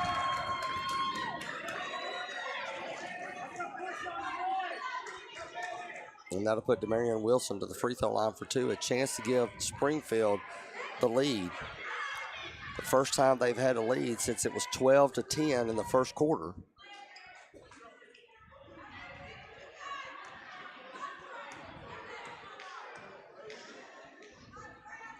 And the shot's on the way. It's good. Springfield, no stranger to close games. 2 wins against Station Camp. The first one went into double overtime, and the second one was a 4-point victory just last night. Second free throw is missed. We're back to a tie game. Calvert, Totten. Honeycutt goes baseline, takes a shot up, off the glass, no good. Totten steals the outlet pass, but Springfield's able to get it back. Great play by Totten, almost got that ball. If we wouldn't have peeled back so quick, we'd have had someone else to help. Panthers do fall back in that zone defense. Kind of strange, so they've got Brown playing the forward position back on the low block area. There's communication. I think they're going back to man, looks like. Wilson out front, 2:18 to go here in the fourth. Springfield taking their time. Calvert not close enough for the 5 count. Now they start calling it. Honeycutt tries to jump the pass, doesn't make it. Fox gets it back to Wilson. Wilson will back it up, start it all over again. Under 2-minute mark here in the fourth. Calvert initiates the 5 count. Over to out front comes Honeycutt over to Brown. Brown tries to bounce pass into Dalton, gets tipped by Springfield. Now Springfield with the basketball and a 2-point lead. 1:16 to go. Into Honeycutt, initiates a defensive foul. Bonus situation sends Chapman to the free throw line. And the reason he didn't see that, John, the referee was behind Honeycutt when that play occurred. We missed 8 threes in a row. Chapman makes the free throw. In comes Ferguson. Brown will come out. It's now a 3-point lead for Springfield.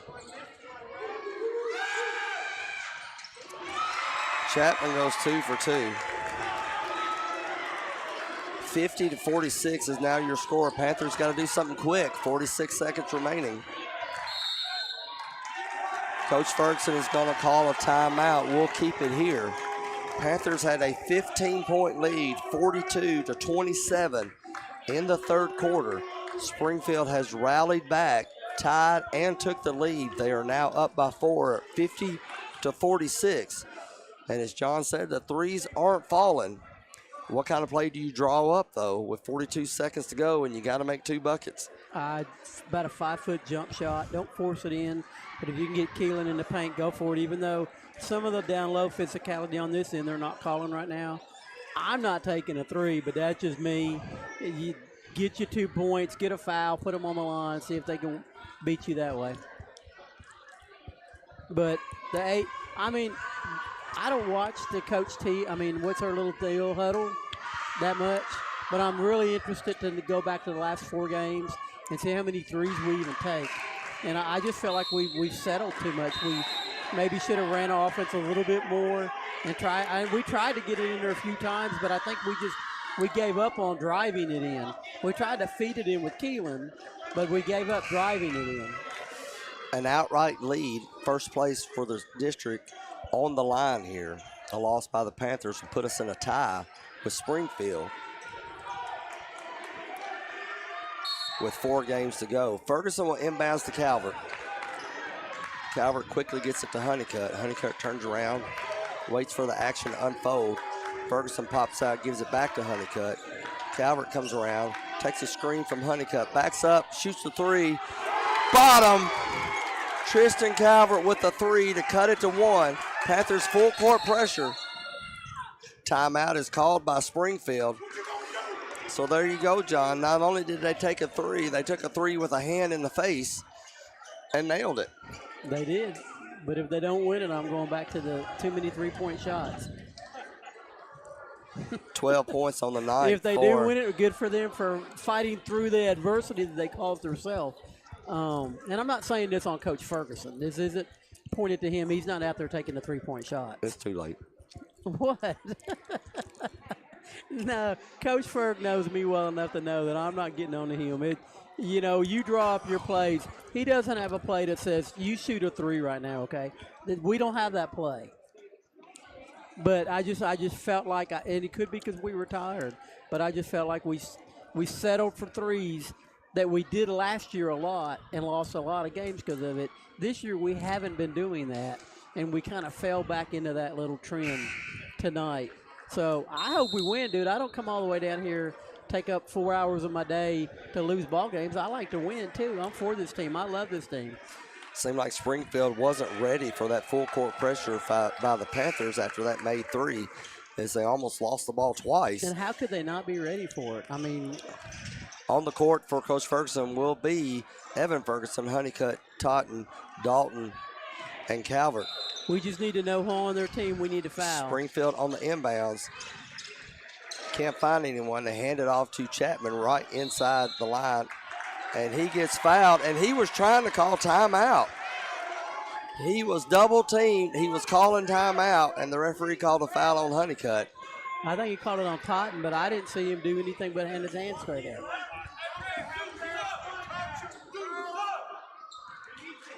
So that'll send Chapman to the free throw line, where he makes the first one. Still no big deal, because if he hits it, you got a three that you can tie it.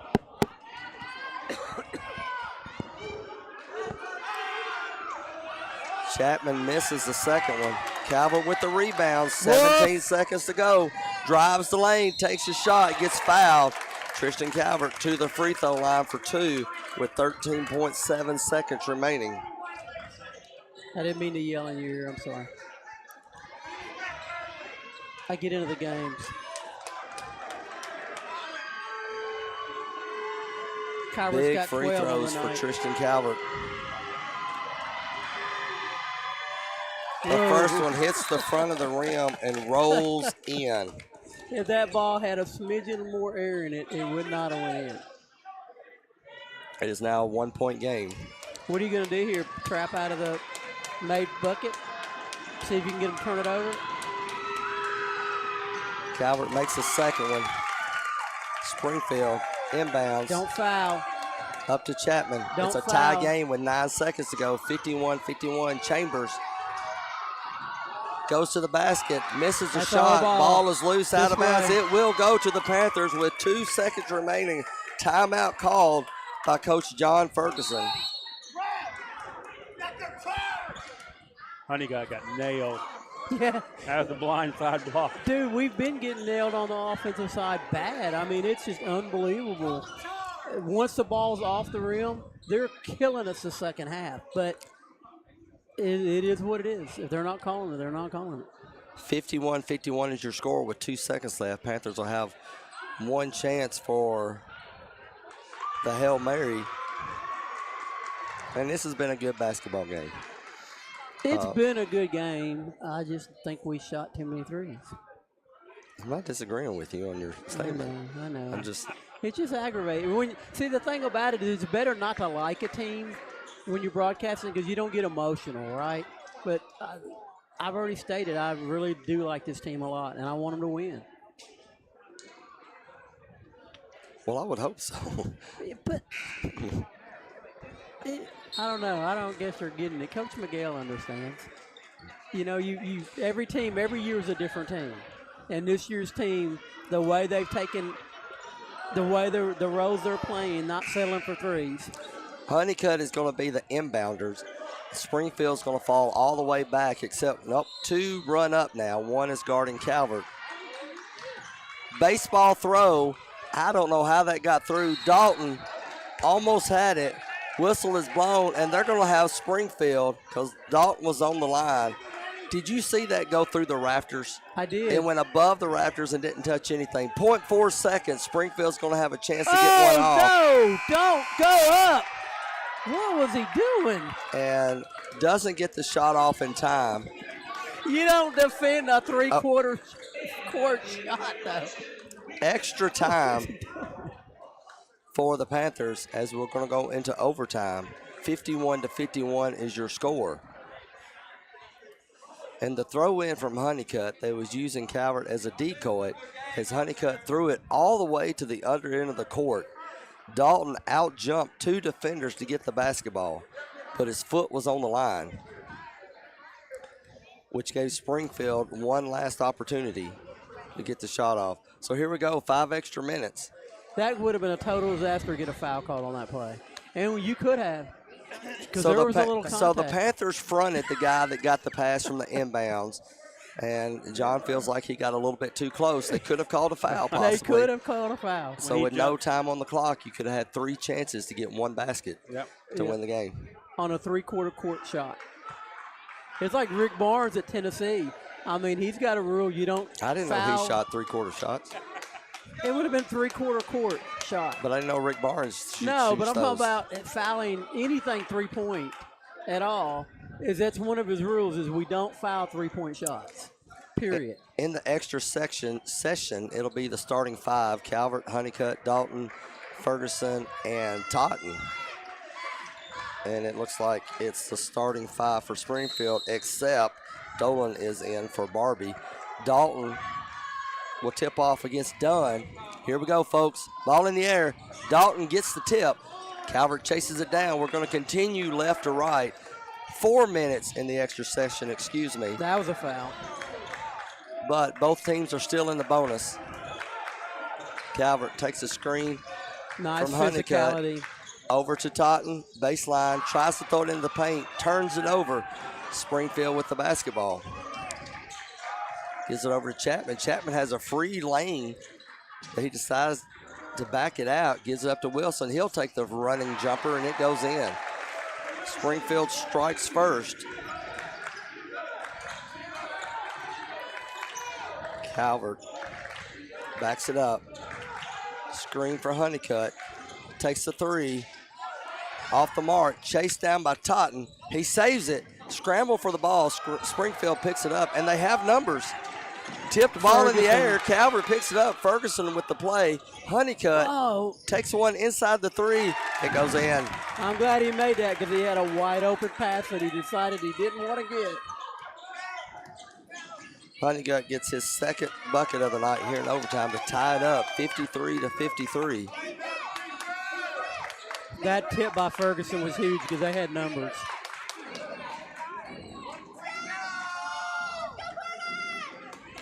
Wilson and Chapman at the volleyball line going back and forth. The key here is if you decide you want to foul at one point, everybody knows who their worst free throw shooter is right now. They know their number. Back to that was an interesting pass right there. Wilson to Dunn. Back over to Chapman. 3 in the corner, way short. Totten with the rebound. Now it's the Panthers' turn to take the lead. 2 minutes remaining here in the overtime period. Ferguson gets it to Dalton, turns around, takes a shot. Does not get the foul call. Springfield with possession. Down the lane, slips Chapman out of bounds. Last touch by the Panthers. I think what hurt Keelan there was waiting to see where the guy just go. He's been going all night without hesitation. There he waited. Inbounds to Dunn. Throws it out on top to Chapman. And Springfield will again play the waiting game. Change that. Chapman into the lane. Gets one to go off the glass. And Springfield gets the lead back, 55-53, 92 seconds to go in this overtime period. I liked our idea a minute ago trying to get it in low, but when you run baseline, you that's like having another defender on you. Keelan curls into the paint, gets the pass, turn around, gets fouled on the shot. So Dalton will go to the free throw line. Does that make sense? When you're coming baseline with the ball, you've only got one direction to go. Their defense knows that, so it just clutters it up a little bit more. It's good to do sometimes, but you got to be careful. Dalton is short on the first free throw.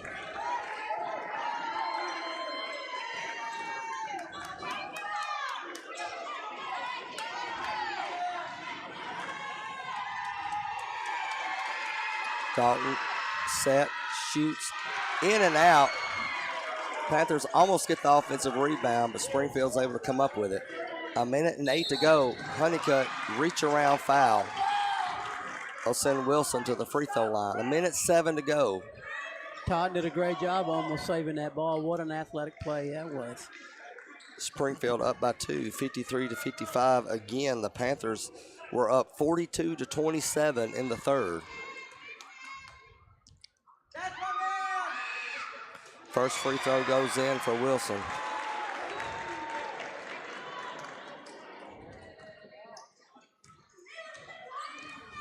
Wilson gets set for the second one. On the way. It's good. It is now a 4-point lead for Springfield with 1:05 remaining. Panthers were down by 4 late in the fourth and was able to tie it up. Calvert takes a Honeycutt screen and then backs it up. Takes another high screen from Dalton into the elbow, over to Honeycutt, pump fake, baseline across the court to Ferguson. Ferguson's able to save it. That was a hot pass. Gets it back to Calvert. Calvert takes a quick three. It's short. Out of bounds. It'll go to Springfield.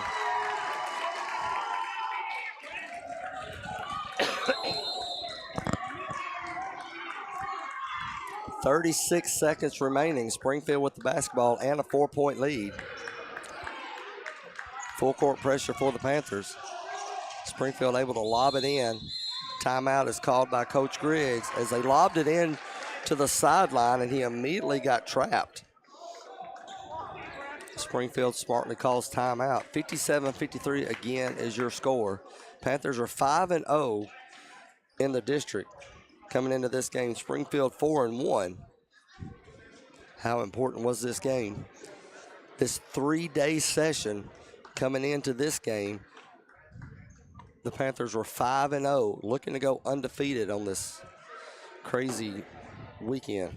Crazy weekend it is. But the snow's going away. And it's going to keep going because you got 3 next week. You got a game on Tuesday, a game on Wednesday, game on Friday, and then the next Monday, and then district tournaments start immediately after that. The and good the thing district about tournaments the will be at home. That's good. Portland will host the district tournament for both boys and girls. And John Thayer will be manning the concession stand. No, I won't. And myself and Miguel Amazer, this guy behind me is going to be doing the broadcasting. I can stay home, but no, I'm not doing a concession stand for sure. But if you don't need me to help broadcast, I'm good with it. 36 seconds remaining. Teams come back out on the court. It will be Ferguson, Totten, Calvert, Dalton, and Honeycutt. The good thing is I got the toys.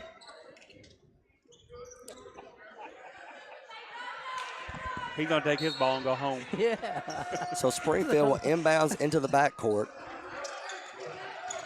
And nobody has fouled yet. Almost a turnover up ahead to the front court. And finally Calvert fouls. And that'll go against Wilson. And Wilson go to the free throw line with 27.9 seconds remaining.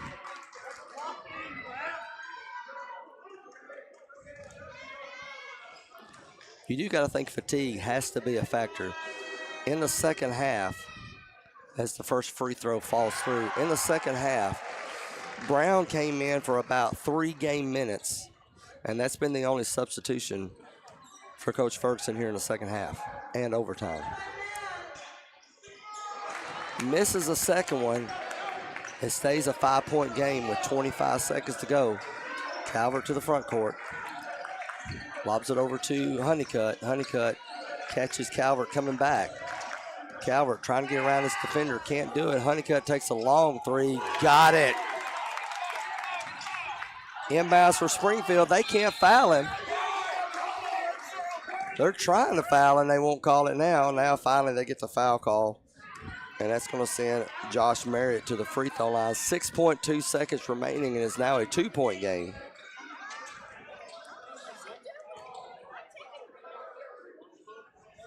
Honeycutt, the only one that has scored for the Panthers here in this overtime, had a bucket just inside the 3 earlier and then hit that long 3 for that one. Merritt makes the first free throw.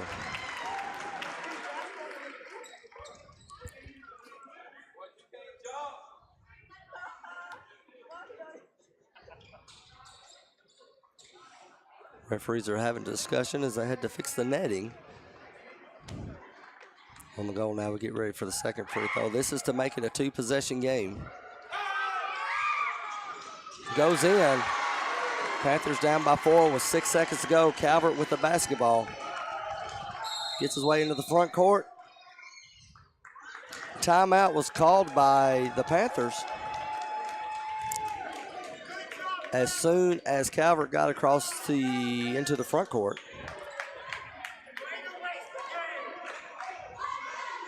So now they'll set up for, I would assume, a 3-point play.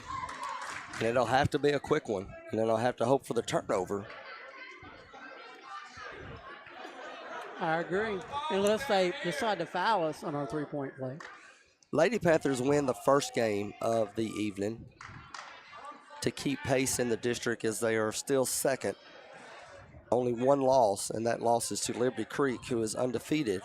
And we'll play Liberty Creek on Wednesday. I am definitely looking forward to that game, as Liberty Creek seems to be running roughshod in District 9. Lady Panthers had a great first half against Liberty Creek in that away contest. Let it get away from them in the second half. I'm looking forward to Wednesday night's game. Not overlooking Tuesdays at Station Camp, because that'll be our first look at Station Camp. You're right. For the year. That'll be interesting. So the Panthers come out on the court. They're not going to give them the ball in the front court. That's what they're arguing about right now. So Quentin will inbounds on about the negative 40-yard line. Over to Honeycutt, turnaround 3 on the way, in and out. Buzzer sounds, and the comeback is complete for Springfield. Down by 15, they're able to take it into overtime and win it by a final score of 60-56. We'll take a short break. We'll come back to the recap and final stats as you're listening to Panther. The fire. How to control the flames.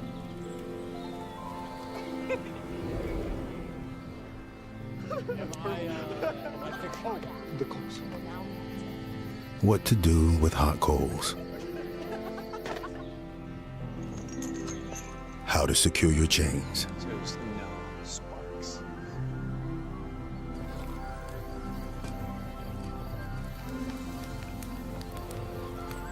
But I can only teach wildfire prevention.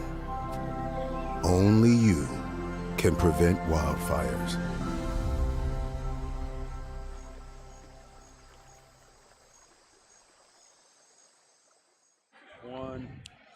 Panthers fall to Springfield by a final score of 60-56 in overtime. A tough, physical basketball game. And it just seemed like Springfield just wore out the Panthers. Couldn't get some calls to go our way. Nonetheless, Springfield had a valiant effort to come back and tie the game. Sent it to overtime, and a well-deserved victory for the home crowd, and the first loss for this Panther team since December the 15th. And now they got to start that winning streak all over again.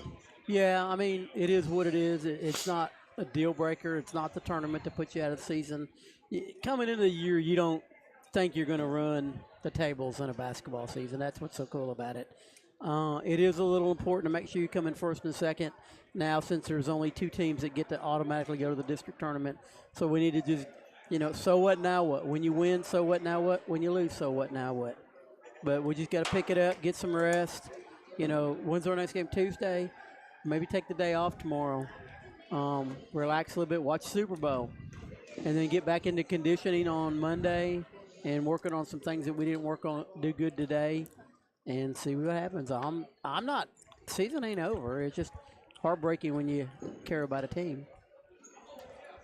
No, you should never accept losing. That's all I'm saying. Springfield extends their.